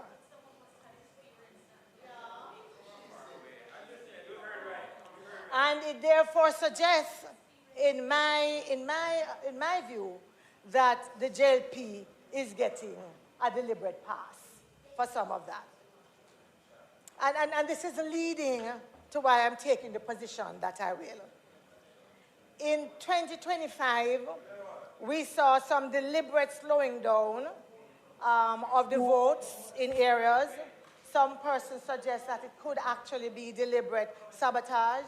I don't have the data, I don't have that, but it's something that we cannot ignore. key persons we actually saw, and members have documented key persons, key members affiliated with the government using their connections and their authority to direct what happens in a polling station using their usual bullying approach. Yes? Yes. All of what I have said earlier, Mr. Speaker, makes it clear to me that the suggestion of allowing a presiding officer to present a ballot without removing the counterfoil when the voter brings it back, yes, allowing that counterfoil to be removed and counted, for me, presents clear and present danger. And I'll tell you why. No, and I'm going to tell you why. I am going to add to that the issue of the special, yes, it's seven motions about. Let me tell you why I'm concerned about that. I would hate to see special ballots being in the hands of individuals who go into a polling station, yes, and get back to the presiding officer now to be dropped in the ballot. And all that needs to happen is to remove the counterfoil and to put it in the ballot box. No. So what that means, Mr. Speaker, anything for me that allows for a manipulation, yes, of the ballot, the marking of the ballot, and all of that, for me, is a no-no. Because where there are issues, instead of insisting on a proper public education campaign, that therefore puts the voter, the partisan workers, the party workers, the EOJ workers, to guarantee that before the ballot is given, that the counterfoil is removed, or that the correct pencils are in the stations to be used. What we do is find ways around it, and I believe that that is a dangerous precedent and a wrong way to go. And so, again, I would want to say that that motion does not have my support. I move to motion 7. I like the idea of a motion to look at the qualification of persons to run for the Houses of Parliament. Motion 7. I like that idea. And I'm pleased that it comes at this point because we have just completed an election campaign and it's fresh in our minds. But when I look, when I look at the discrepancy between the voting age of 18 and the age at which someone can run for candidates, one being 18, one being 21, I agree that that anomaly could do with some change. And I agree with making them both 18. And I think that that is a good suggestion. Mr. Speaker, when I look at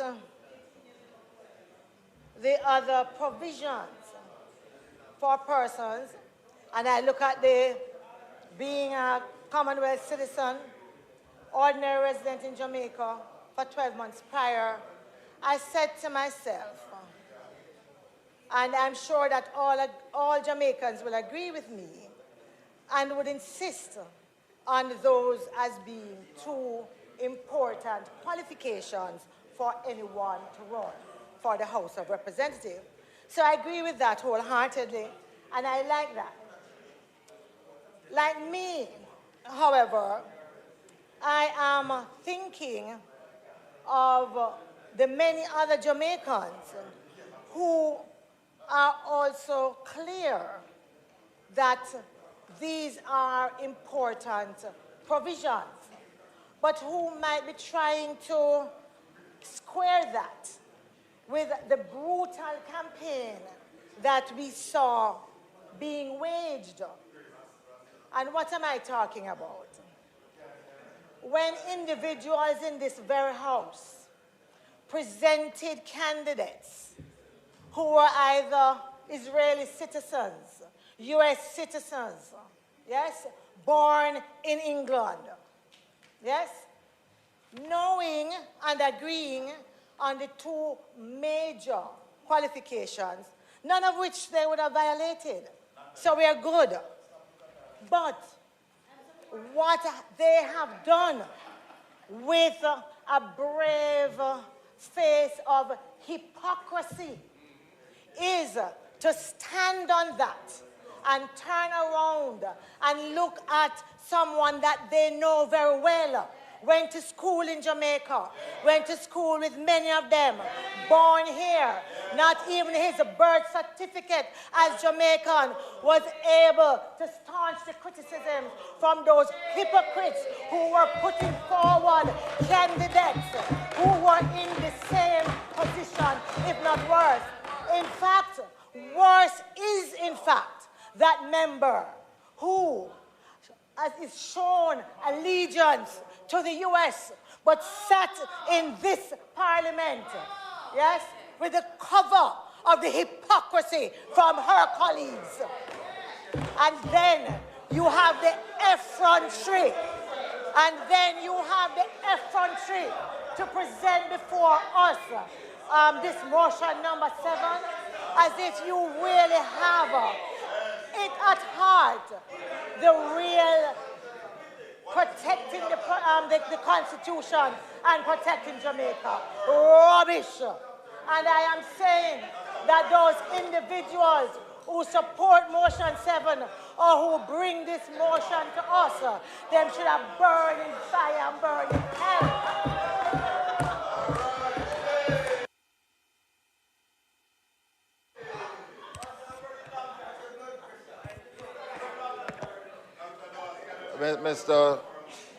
Mr. Speaker, I rise to comment on these motions that have been put before us. And I want to start, Mr. Speaker, by going back to a principle that... Is there a motion in particular that you're speaking to, or just general? All of them. Right. So, Mr. Speaker, these are very important matters that have been brought for our consideration and approval. But I want to go back to a fundamental principle that has guided us through a period of tremendous turbulence to one where today we accept free and fair elections as a given.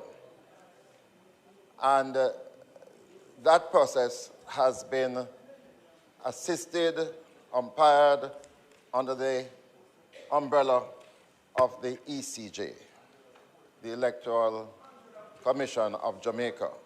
And as a parliament, we have been very careful not to proceed with anything that will affect that law, the Representation of the People's Act, which is properly administered by the ECJ, without getting them involved, without consultation, without seeking their input. And it is for good reason. Firstly, both our parties are represented at the ECJ. The ECJ does command they respect, and it is not seen to be a part of the cut and thrust of our political living, of our political living. And, Mr. Speaker, I would be loath to proceed to approve these motions, and some of them are very important and fundamental, without hearing, firstly, the considered input of the ECJ. And I will urge this House to defer these matters, all of them, to enable the ECJ to reflect on them, to come back to us, and as we have always done, to accept their recommendations without question. And I want to put that to this House as a response, an appropriate response to the motions that are before us. And I so put, Mr. Speaker, thank you.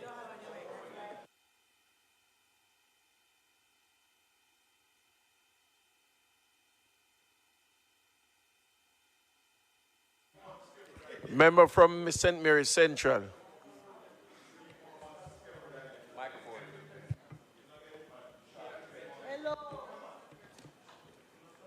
Thank you, Mr. Speaker. I rise to speak on motion number 1 in support of it. Mr. Speaker, I believe motion 1 seeks to cure a major injustice. As a member of Parliament, Mr. Speaker, I sometimes have a major challenge explaining to constituents who live in housing schemes that have been developed for many years, and the roads are in a state of disrepair. And those roads have no owner within the government, Mr. Speaker. You can't tell them that works agency can respond. You can't tell them that the municipal corporation, it's not RADA. It's a bastard road, no father, no owner. Even, notwithstanding the status of that bastard that still exists. I think, Mr. Speaker, I would want to go a little further. I think the government, the motion should also call on the government or ask the government to put a lien on a certain percentage of the properties in new developments. I tell you why, member. When somebody lives in a community and they're paying property tax, which they are told is supposed to take care of some of the infrastructure, and they live in a community which is a subdivision which is approved, or a scheme that is approved by the government and approved by the local authority, and they buy it with that confidence that it has the approval of their government and their local authority. It's a wickedness to tell them that government can't touch their road and can't address their infrastructure when it is in a state of disrepair. And so I'm wondering whether the member would be open to amending the motion to also, instead of just handing over the roadway to the local authority and putting the can over to the local authority, when these developers would have, as a condition of doing the development, would have undertaken to do the development of the roads. Right, so the roads would need to be handed over in a particular condition that is acceptable to the local authority.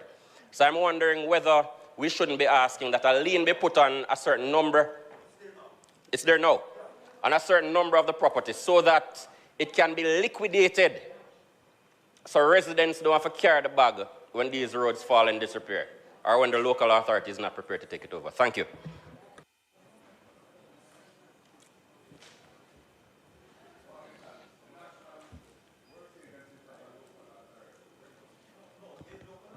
Mr. Speaker, I want to briefly speak to two of the motions. The first being the second motion having to do with the ROPA. And in this regard, the suggestion by the motion that we change the way that someone votes is welcomed and probably long overdue. We do have a large segment of our community, of our society, who believe an X indicates wrong. And so for that reason, as simple as it sounds, do not engage in the voting process. And so I welcome that aspect of the motion. As the other member said previously in her contribution, I would want us to give consideration to the implement which is used, because this can be a security feature in the voting process, but also to restrict the kinds of marks that would be accepted instead of making it open to any mark. There are marks which are positive, and people might find that more acceptable as a way of indicating their vote. So with those two suggestions, I am in support of the motion. Motion 6, which has to do with the voters list. Again, in support with a couple suggestions for consideration in terms of changes. The links between the different agencies that have custody of data.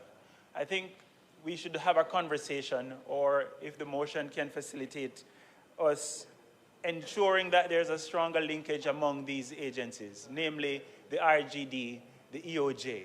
I mention this, Mr. Speaker, because what that would mean is that the verification process, the process of removing those who've passed on or who have migrated from the voters list, would be almost, well, easier, not automatic, but certainly easier than it is now, but controlled by these agencies once you have, for example, proof of death, and that can be done without having to revert to the local EOJ office.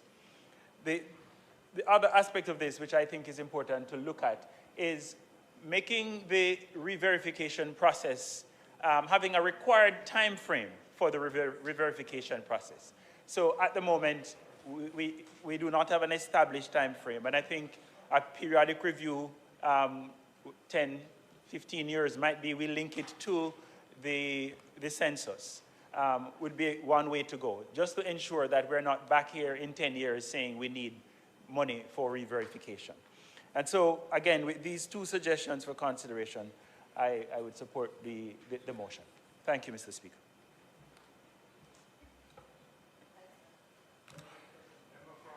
Member from Portland Eastern.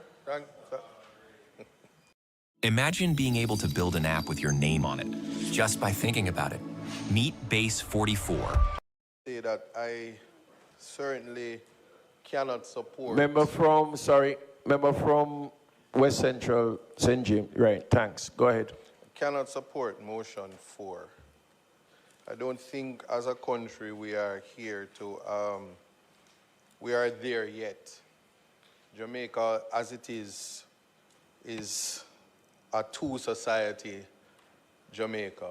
The reality is that crime is so high, it's hard at sometimes to regulate. Whenever the night comes, many things can happen.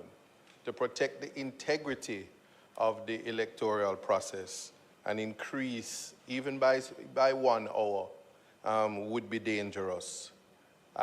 We should look or try to consider, especially the geographical locations of some areas, whether it could at all, even with the advancements in technology, support an increase in the voting hour. As it is right now, the integrity of the voting process, the containment, the best way to contain is the time constraints. There are many other things that can be considered in terms of how ROPA, with an amendment, can regulate how the private sector treats with the ability of voters to get the time to actually go and vote without fear of intimidation or loss of income or whatever it is that would prevent them from participating in the process. But one of the greatest ways to protect the integrity of the process is to be in keeping with the time in our current state. Now, even as this bill is intended, or this motion is intended to increase the time without the technology being implemented across all constituencies and in all polling stations. In the last election, and using the data and using experience and the information. There are polling stations that don't even have light, and it was still used. And we do have information. I can speak in relation to Portland Eastern. There were polling stations that were allowed to stay beyond the 5 p.m. time. And what happened during that time, the integrity of the voting process was compromised. Not the last election. That is exact, at 5. But to increase it at 6, and we're dealing with the time, and we're dealing with how the sun rises and how the sun sets, and that's something that we have to look at. And so we're talking about all of those things when we think about the integrity, right? And I don't need to coin a term, but to say that the thieves come out at night, right? And people need to understand that. I could direct that to you as well, but you're not. You haven't said that on record. But while it is that we must, when considering the electoral process, to ensure that voters and the voting process is not compromised and persons are disenfranchised, time constraints is also important given the reality of Jamaica. So I just simply, in relation to motion 4, to say that I would invite this House to also reject the increase in time. I do support you on motion 1 in its entirety. Thank you. Member from West Central, St. James. No, she was before.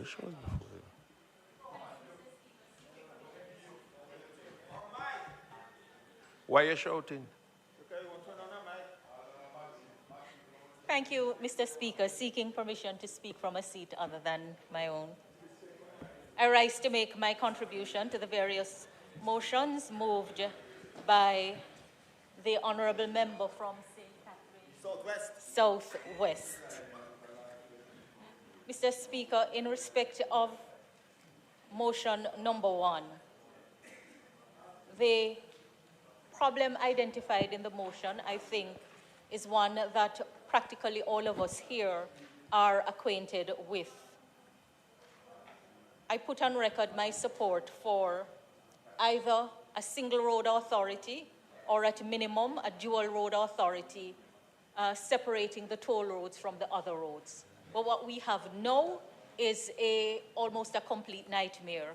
We have the toll authority responsible for the toll roads, the National Works Agency responsible for the main roads, the local authorities through the municipal corporations or other municipalities responsible for community roads, and the Ministry of Agriculture and Fisheries responsible for farm roads. Then we have private roads, and we have all kinds of other categories, and a host of roads that no one has taken responsibility for.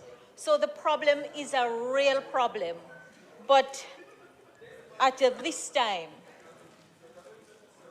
Mr. Speaker, I believe that it requires more than what the member is asking for to bring a meaningful solution to the problem. In respect of motion number 2, the issue of the implement is a matter that the courts have pronounced on.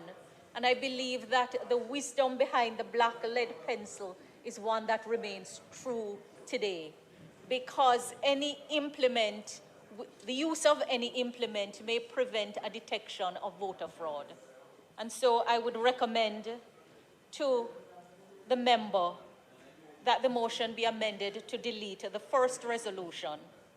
And in respect of the second resolution, I would ask for the member's consideration to amend it for the amendment to ascertain the intention of the voter and not simply that any mark on the ballot be used.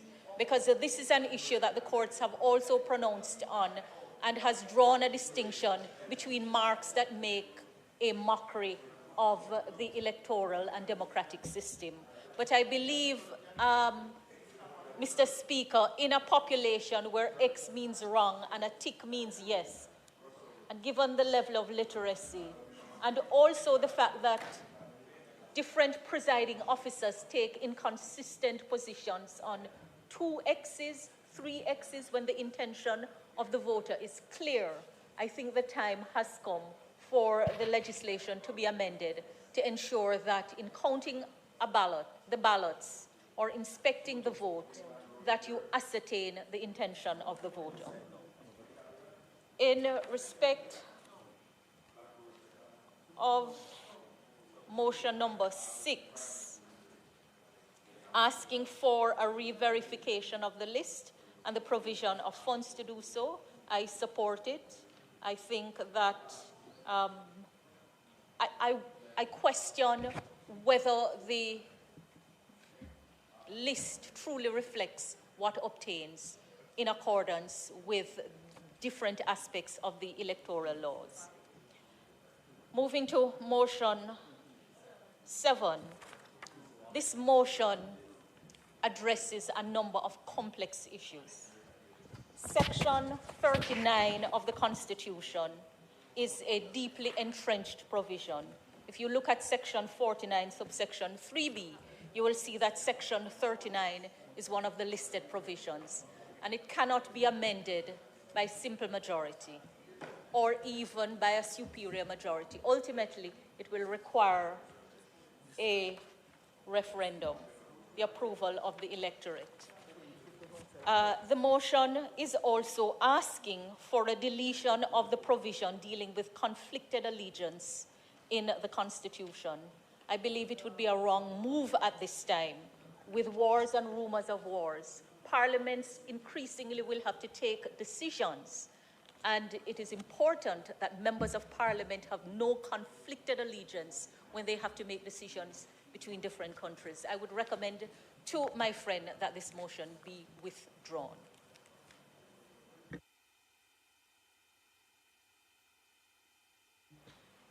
North Central. Member from North Central. Thank you, Mr. Speaker. I would only like to speak to one of the motions, and that is motion number 1. Mr. Speaker, I am in full support of this motion, especially where there is an entire section of the constituency I represent, which was inherited from Central St. Catherine, not calling the name though, where all of the roads in every single scheme is bad. And in 2026, where we have tax-paying citizens who would have made tremendous sacrifice to purchase homes, to expand those homes, and to make sure that they form community groups and have neighborhood watches and strong community unions, they have to be wearing one shoes to come out of the road. When they reach out the main road, they have to put on another shoes to go into the taxi to go to work in 2026. I am most distraught for the people of Lakemore, Villemore, Strathmore Gardens, Avon Park, Monticello. I am very, very distraught because them is more than bastard children. They are forgotten and have been forgotten for decades.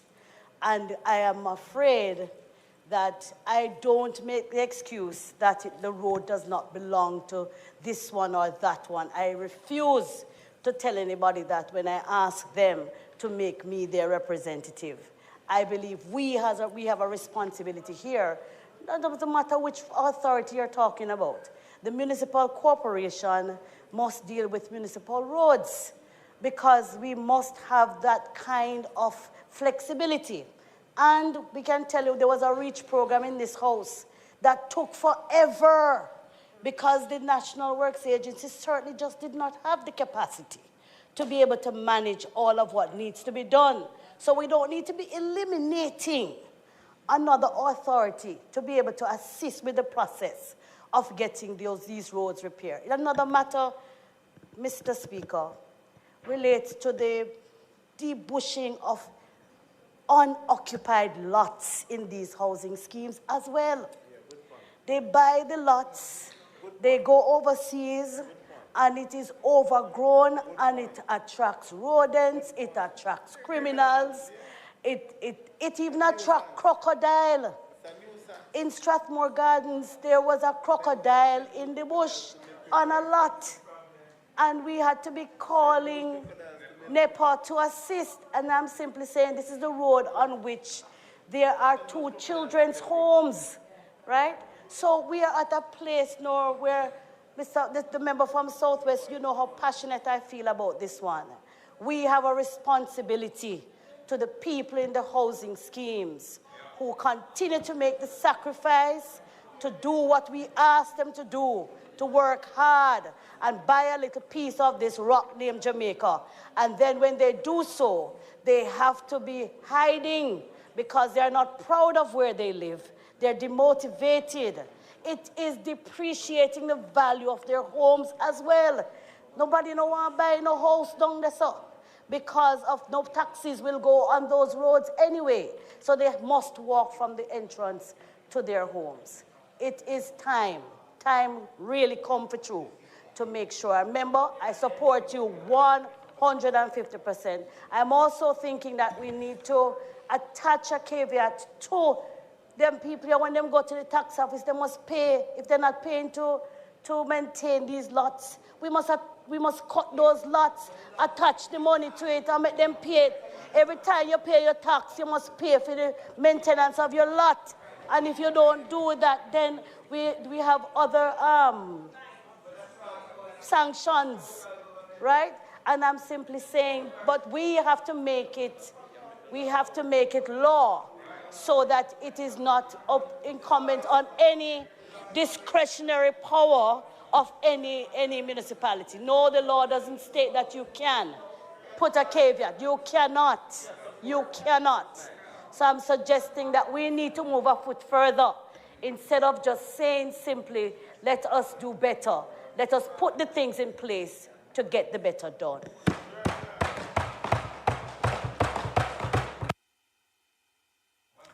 Mr. Speaker. Just, I won't be long. I know you're anxious to wrap up. Just to say, I too support the first motion. I think it's absolutely horrendous when you go to these schemes and see the roads which have essentially been abandoned by all authorities, and people pay their money, pay off mortgages, they're in the schemes, and they can't rely on any authority to maintain those roads. And I've seen it over and over again in several different parts of Jamaica. So I support that motion. I would also say that I think the argument was made, well, the authorities should only have to take it over if the roads have been built by the developer. But at the end of the day, who suffers are the residents. And the risk should be borne by the authorities, not by the residents, because the authorities can put in place laws and measures and conditions to ensure that the developer does what they're supposed to do. So the owners should be shifted to the authority and taken off of the residents. So I support that. The only thing is a small point. I was saying that in the motion, in the last prayer, it speaks to these roads being transferred to local government, KSAC, which no longer exists, it's KSAMC, but and any other local authority, including, but not limited to the National Works Agency. And I was just making the point, National Works Agency is not a local authority. So the way that's worded is a little inelegant and inaccurate, but it can be fixed. On the other motions to do with the Representation of the People's Act, I endorse what the Leader of Opposition Business in the House has said. I think the House should not rush to come to a conclusion on amendments to ROPA without the considered input of the ECJ and the staff who are responsible for elections. That is a tradition. And speaking for myself, these technical matters, I would not want to vote in favor of something that I may not have considered all the relevant factors and end up having been told that we've supported something that is unworkable or is inappropriate or that we ought to have voted against. So I would love to see this being sent elsewhere to the ECJ specifically for their comments before we take any position on these resolutions to do with the ROPA, the Representation of the People Act. And I wouldn't want our side to vote in favor of motions which have not had that opportunity, because we've been endorsing a procedure which I think is flawed and is inconsistent with a good tradition that has been built up over many years in this Parliament. In relation to the last one, which I think is to do a constitutional amendment, it has very far-reaching implications. It's essentially eliminating the restriction on dual citizenship for membership of the Parliament. And I do think that the public has strong views on this, and I believe that we should have a process before, again, the Parliament rushes into that kind of thing. So I would support what the member for West Central St. James has suggested in relation to that last motion. Thank you, Mr. Speaker. Mr. Speaker, I wish to thank the members for their input in the debate on these private members' motion. But the member from Southwest St. Andrew raised some issues that she believes political consideration and what have you. Let me make it clear. When I brought these private members' motion, I did not consider anything that had to do with politics. And the motions were not laid in any sense to benefit me in the way at all. Because if these amendments are made, it won't affect me because I won't be contesting again. So I'm doing this. Take my word this time. Take my word this time. So I'm doing this for the future. And having won 8 elections so far, I know what the situation is and what affects our candidates and the electoral process. And this is why I brought this stuff.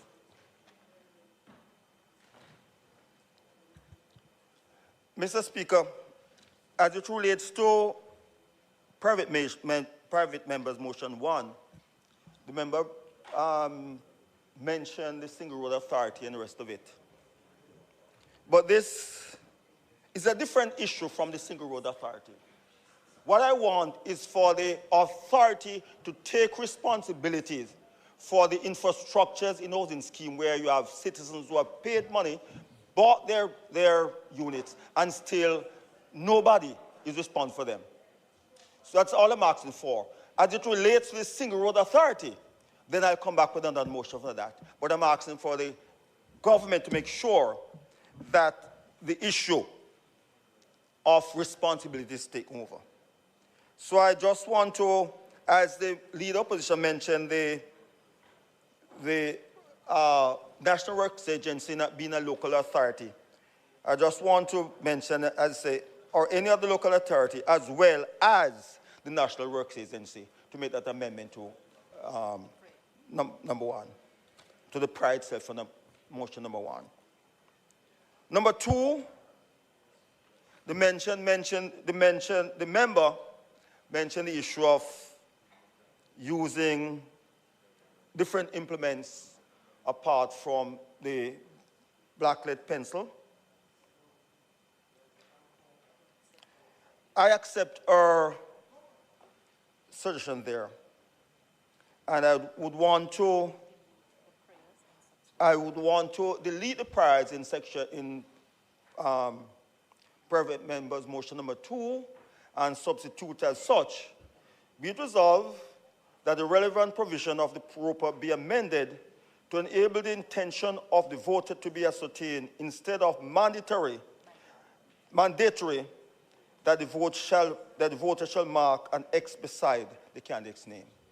So I'm asking here for intent, but to remove the issue of any implement. So I'm asking for amendment to delete those 2 priors and to replace it, substitute as such. As it relates to number 3, she mentioned that it was not mentioned as to where, as it relates to the voters, where they should stay. That can be dealt with later on. But I'm asking now that the outdoor agents that are stipulated by 41A subsection 1, they're by law. So you should have the one-day police or the security force about this time you have to stay down the road. If they are provided for as the indoor agent in Roper, then they should be recognized as such and should be at a place where they can carry the responsibilities effectively than having a one-day police and the security force telling go down the road. There are times when you have the one-day police or the security force are political and they take political actions. Allow the people or the person appointed by the candidate to carry the responsibility on part of the candidate. This is why I'm asking that for this one, be it resolved that in the case return officers, election workers and what have you, that there be less than the 200 yards from the polling stations so they can effectively carry out the responsibility. That's all I'm asking for. 4, the member from Eastern Portland mentioned that they shouldn't change the hour to additional hour because thief walk at night. Thief walk at day too. Thief walk at morning. It don't matter the time. If people want to thief, they're going to thief. You can't tell a thief not to thief. Thank you. So I wouldn't say use that. The issue that some of us have urban section of our constituencies. And even though there are requirements for employers to allow workers time off to vote, how much hours? 2 hours? 3. Many times, the employees do not allow the voters, the employees so to do. And there are areas like in Southwest St. Catherine, people work in Kingston. And after work, they cannot leave their job in time to reach Old Harbour or Bartons to cast the ballots. That's the only reason I asked for an additional hour.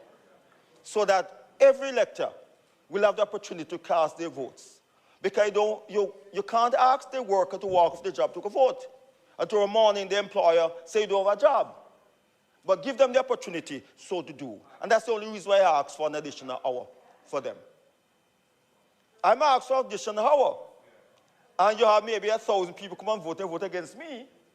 And if you close at 5, I would have won. So that's not the case, right? I didn't think of that. It's just to give the electors the opportunity to go and cast the ballots. And don't restrict them at all. 5, the member mentioned the issue of the counterfoil. All I'm saying here is not any hanky-panky and political stuff. There are presiding officers who made the error of not removing the counterfoil and putting the box. But the section of the Roper states that in the course of counting the ballots, if the counterfoil is intact, to remove it and count the ballots. So I'm saying there are times when the presiding officer remove the counterfoil and it's torn not along the perforated line but above or below. And you have cases where those ballots are rejected. It's not the fault of the elector that the presiding officer did not make a clean removal. And there are cases in which the perforation was not done correctly. So it caused the ballot to be torn above or below. So once it is removed above or below, it should be counted, just as the presiding officer has the right to remove it at the time of counting. So I'm saying whether it's removed above or below the perforated line, it should be a proper ballot. That's what I'm asking for. 6. Which one? This is one I'm asking that private motion number 6 is the issue of re-verification and re-enumeration of voters. We have a whole lot of some huge voters list per constituencies. And then they talk the issue of the number of voters, apathy, and those things. And that's nonsense. Do not reflect the true number of votes. So what I ask for here is that we call on the government to provide the necessary funds to have a complete remuneration of electors in this country. So we can have an understanding of the persons that we have. That's all I'm asking for. And I go further, that we just don't ask for it, that we have it done early before we face the next election.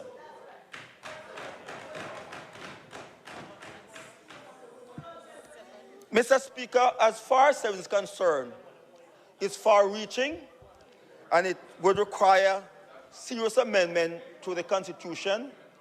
It would need an referendum to have this amended. So I'm therefore withdrawing private members' motion number 7. Mr. Speaker, you're not hearing me say no? I am saying, based on the far-reaching effect of number 7, what I understand would require a referendum to amend this section of the Constitution. I'm withdrawing section number 7, the resolution number 7, based private members number 7, based on the suggestion from the member from St. James. No, she never said that.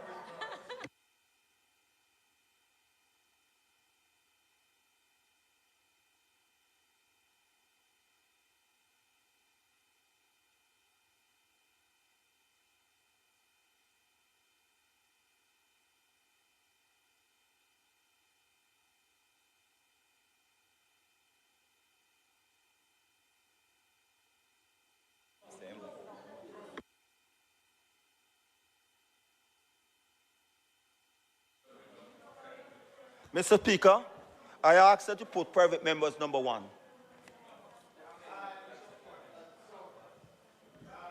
All right, so Mr. Speaker, the amendments, I know the member made some amendments to the motion, which that would have to be noted so that that could be put motion as amended, right? Just to provide some clarity to the members, if the motions are carried, the motions then proceed to a committee of the House. And the committees which the motions refer to will then decide on the appropriateness of the motion to be forwarded to make policy changes. So voting for the motions here move them to the committee stage. Just to be clear, it doesn't automatically. So in the case based on the advice from the House, in the case of motion 1, it goes to the Infrastructure Committee. In the case of motion 2 to 6, it would go, no, 7 has been withdrawn. In the case of motion 2 to 6, it would go to the Human Resources Committee, Social and Human Resources Committee. I also made the point that one of the, that I think we agree, and I said it to the leader of opposition business, that if the motions are put to the committee, then they would have to get, as the leader of opposition has also asked for, the feedback and input from the electoral. I'm just creating a context. Feedback from the Electoral Office of Jamaica. The leader of opposition business has stated that he would rather that we hear from the ECJ before voting on the motion, as he indicated. So I'm just, for completeness, advising the House. So,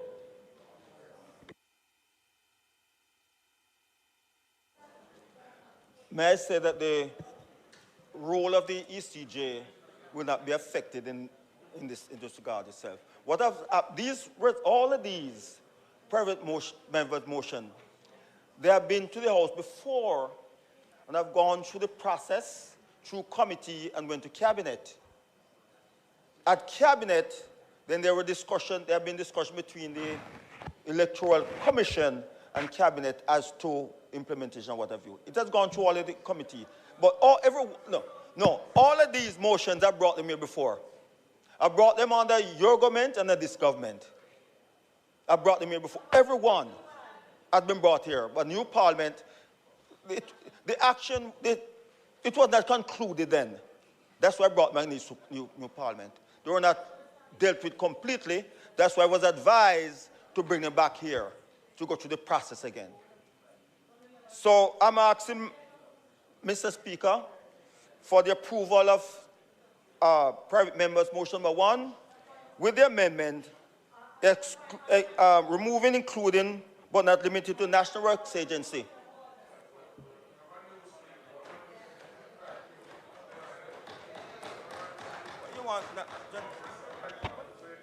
Thank you, Mr. Speaker. Mr. Speaker, the question I have to ask is whether or not to do what you're asking us to do, to send it to committee. Yes, we're going to committee. Now, hold on, man, hold on.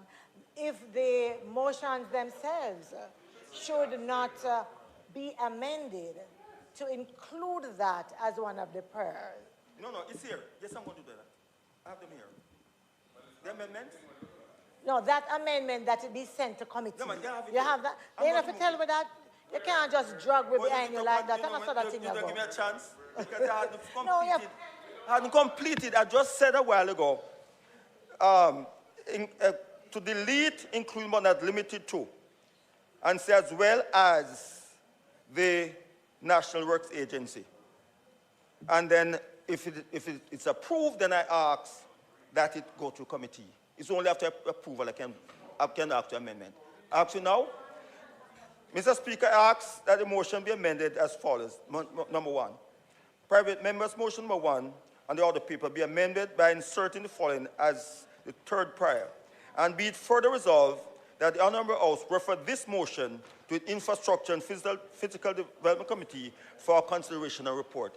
Angela, you agree with that? No, that's why I meant to put the prior here now. You agree now, you accept that, Jennifer? Angela? The others? Yes.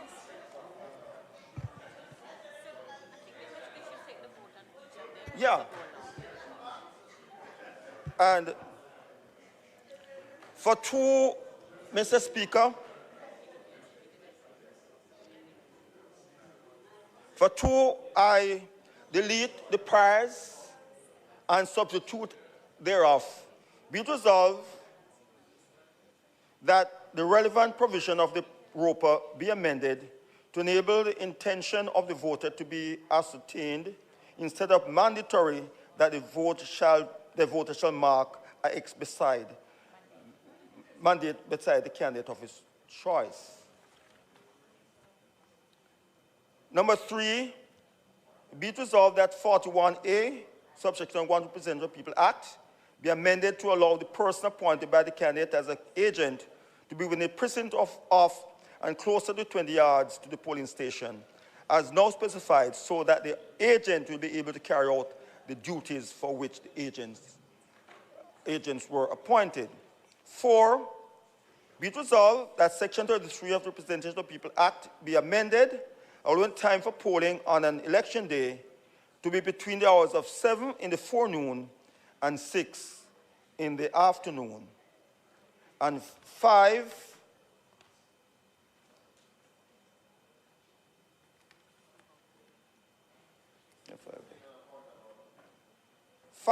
on a point of order, Mr. Speaker, the proposer of the motions is actually going through all the motions.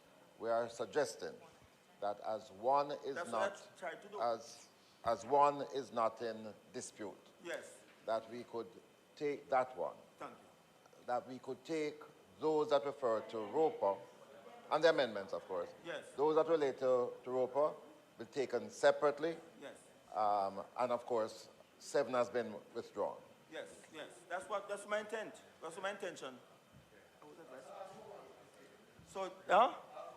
So, Mr. Speaker, I ask for private member motion number 1 to be as amended to be approved.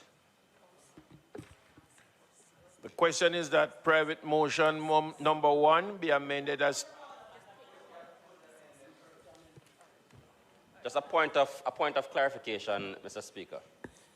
We had made two recommendations, one of which the member had, in a sort of voce comment, said he had included in the amendment. But when he just read the amendments, I didn't hear that amendment, which is that a lien be placed. For which one of the motion? Motion one.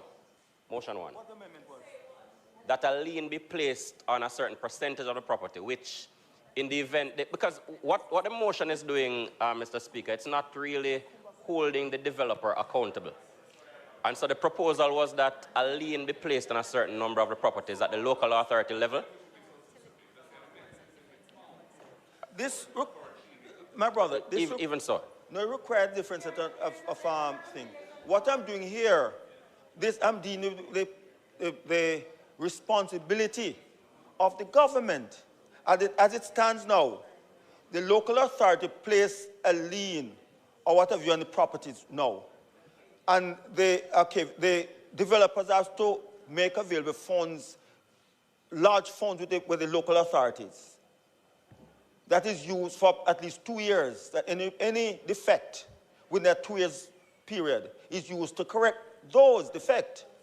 So I'm saying the title, when the first title is issued, then it's the responsibility of government to take over those the infrastructure. That's what I'm saying. But there are funds there to take care of those repairs. So I don't think you need any amendment here for that. Because funds are there for that. Funds are there for that. And you know, you are a parish council, was a council, you know that. So I'm asking that we take one. Yeah, man, the funds are there. No, I am telling you, hold on, member, I'm telling you. No, I'm telling you because funds are there and I know of it. Look here, as it relates to lien, that has to be dealt with by the local authority. Not to relate to lien, that's with the local authority. No, the lots and so those are local authority because St. Thomas is the first parish council to have instituted that. St. Thomas is the first one to have done that. Members, here is a suggestion. Do you think we need to take a 5-minute break here? No. You no, don't? there's not. Just finish on. We're not that much agreement. I just ask for approval of number 1 with the amendment. No, because... Just take up number 1 and move on, man. Moving on motion 1. Yes. So the question is that motion 1, as it is amended, as stated, those in favor, be approved. Those in favor? Aye. Those against? The ayes have it.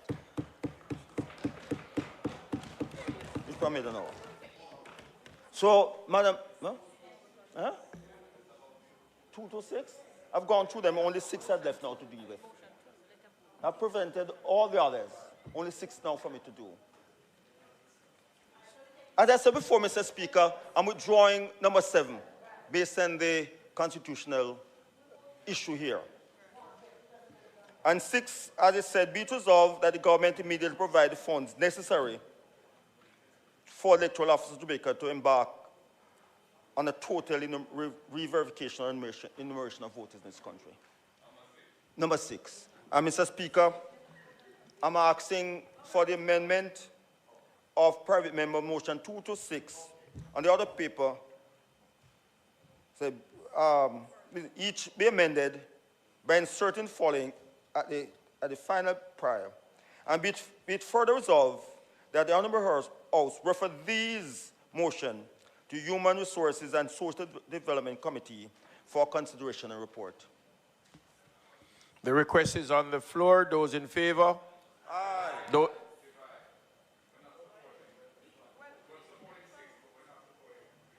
one may I support? Instead, divide. Take them from 1, from 2. So are we going to take number 6? Vote on them. Member, just let me get it clear. Are you asking that 2 to 6 be amended? No.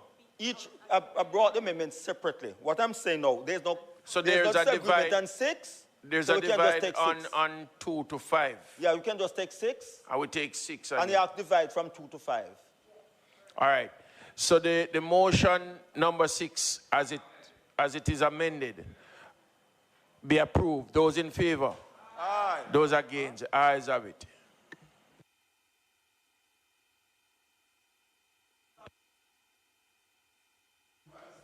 On 2 to 5. Clark.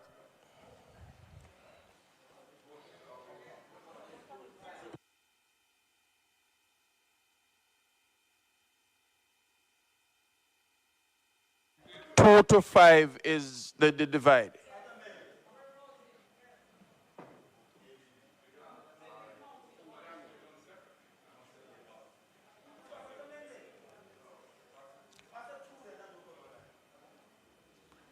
There is a divide on 2 to 5. So we have to go to a vote. All right, Clark? On each, take them one by one.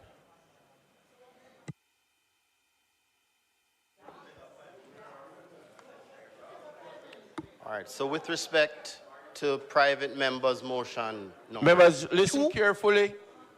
with respect to private members' motion number 2, this is the vote. Mr. Azan, Mr. Bartlett, Mr. Brown, Dr. Brown-Burke, Mr. Buchanan, Mr. Bunting, Ms. Burchell, Dr. Campbell,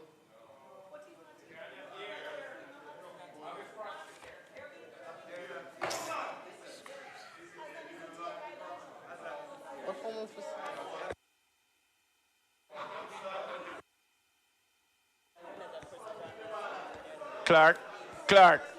Mr. Azan.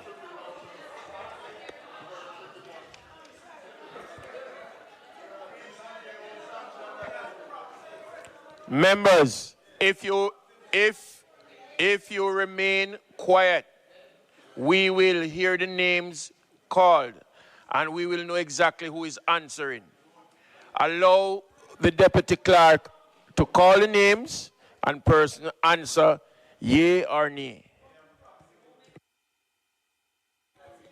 All right, respect to private members' motion number 2 on the order paper. Mr. Azan, Mr. Bartlett, Mr. Brown, Dr. Brown-Burke, Mr. Buchanan, Mr. Bunting,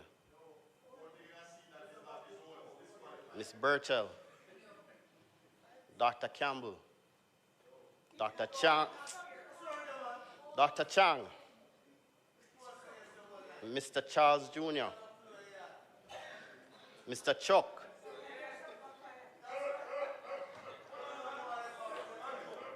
Mr. Cousins, Mr. Crawford, Mrs. Cuthbert Flynn,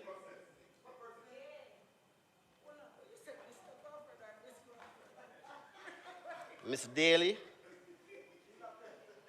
Mrs. Dalrymple Filbert, Dr. Dawes,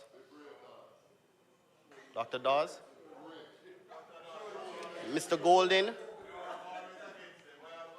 Mr. Gordon, Ms. Grange,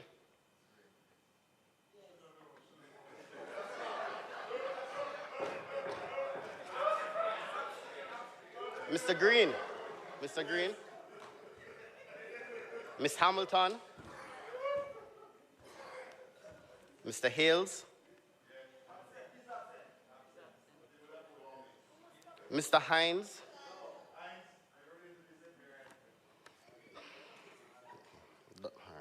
Dr. Holness, Mr. Hilton, Mr. Jackson, Ms. Jess, Mrs. Malahu Fort, Ambassador Marks, Ms. Lee, Mr. Main, Mr. Mackenzie, Mrs. Miller Bennett, Mr. Montague,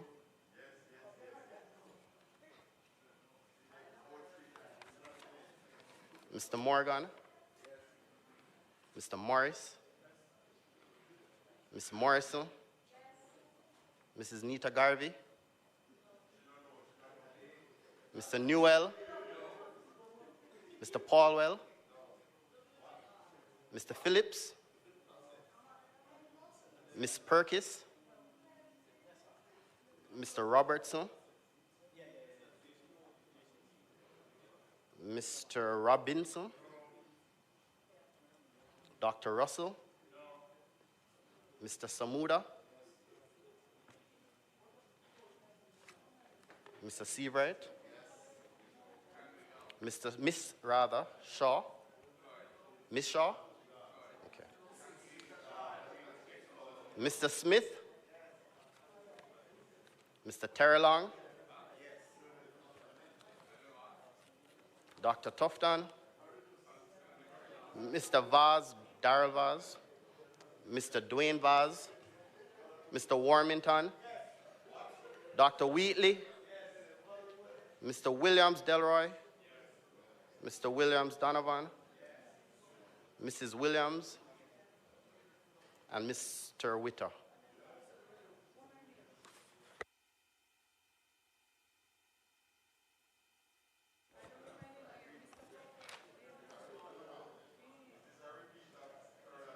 Ms. Crawford.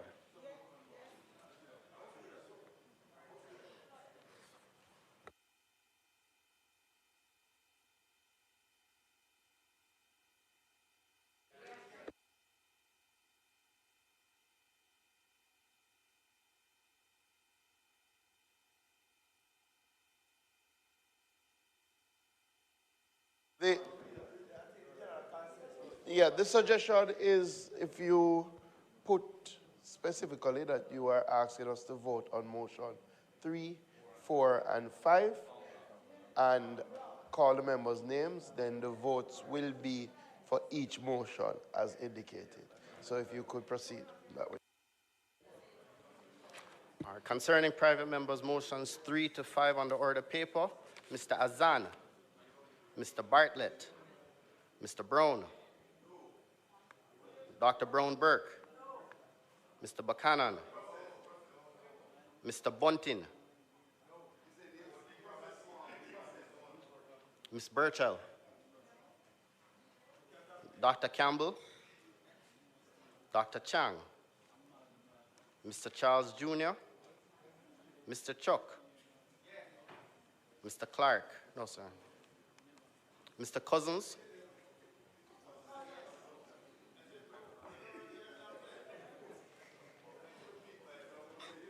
Mr. Crawford, Miss Crawford, Miss Crawford, Mrs. Cuthbert Flynn, Miss Daly, Mrs. Dalrymple Philibert, Dr. Dawes, Mr. Golden, Mr. Gordon, Miss Grange,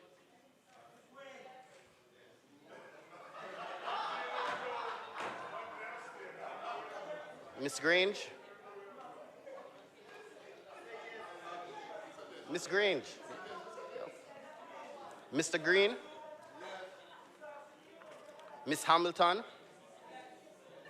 Mr. Hales, Mr. Hines, Dr. Holness, Mr. Hilton, Mr. Jackson, Miss Jess, Miss Lee, Mrs. Malahoo Fort, Ambassador Marks, Mr. Main, Mr. Mackenzie, Mrs. Miller Bennett, Mr. Montague,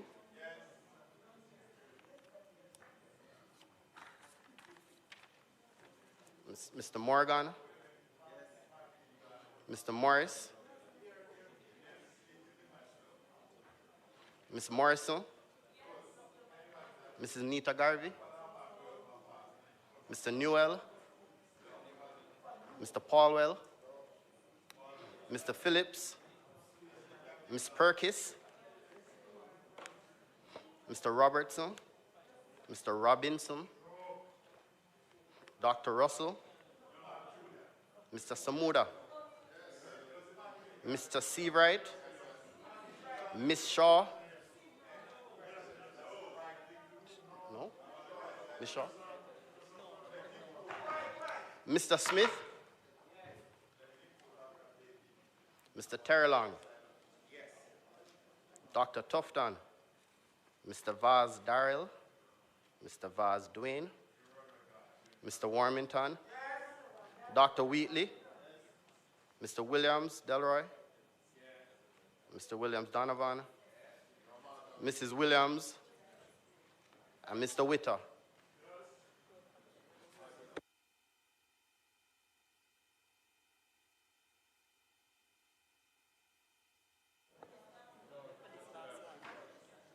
Miss Jess. What's that?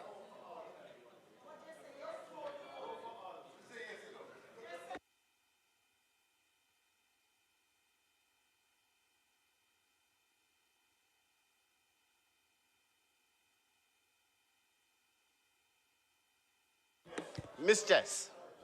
Here.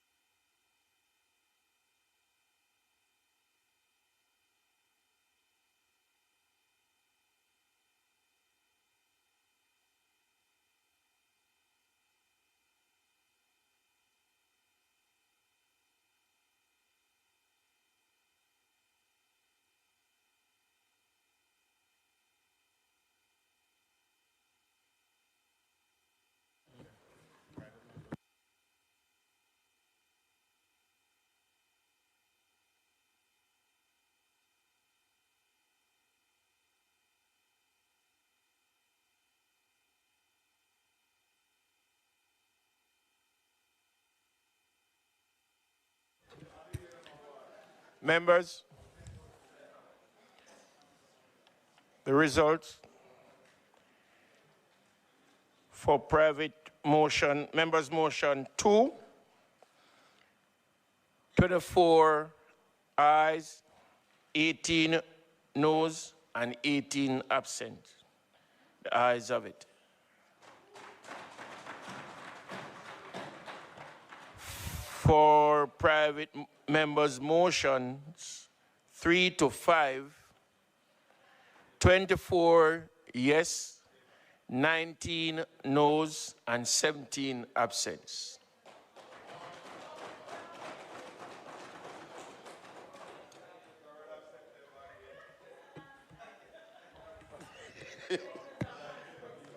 Mr. Speaker, it is not intended to do any further business. Today, we ask that the House be adjourned for a date to be set. To be fixed.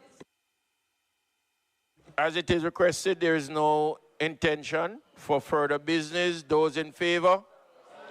Those against? This House now stands adjourned.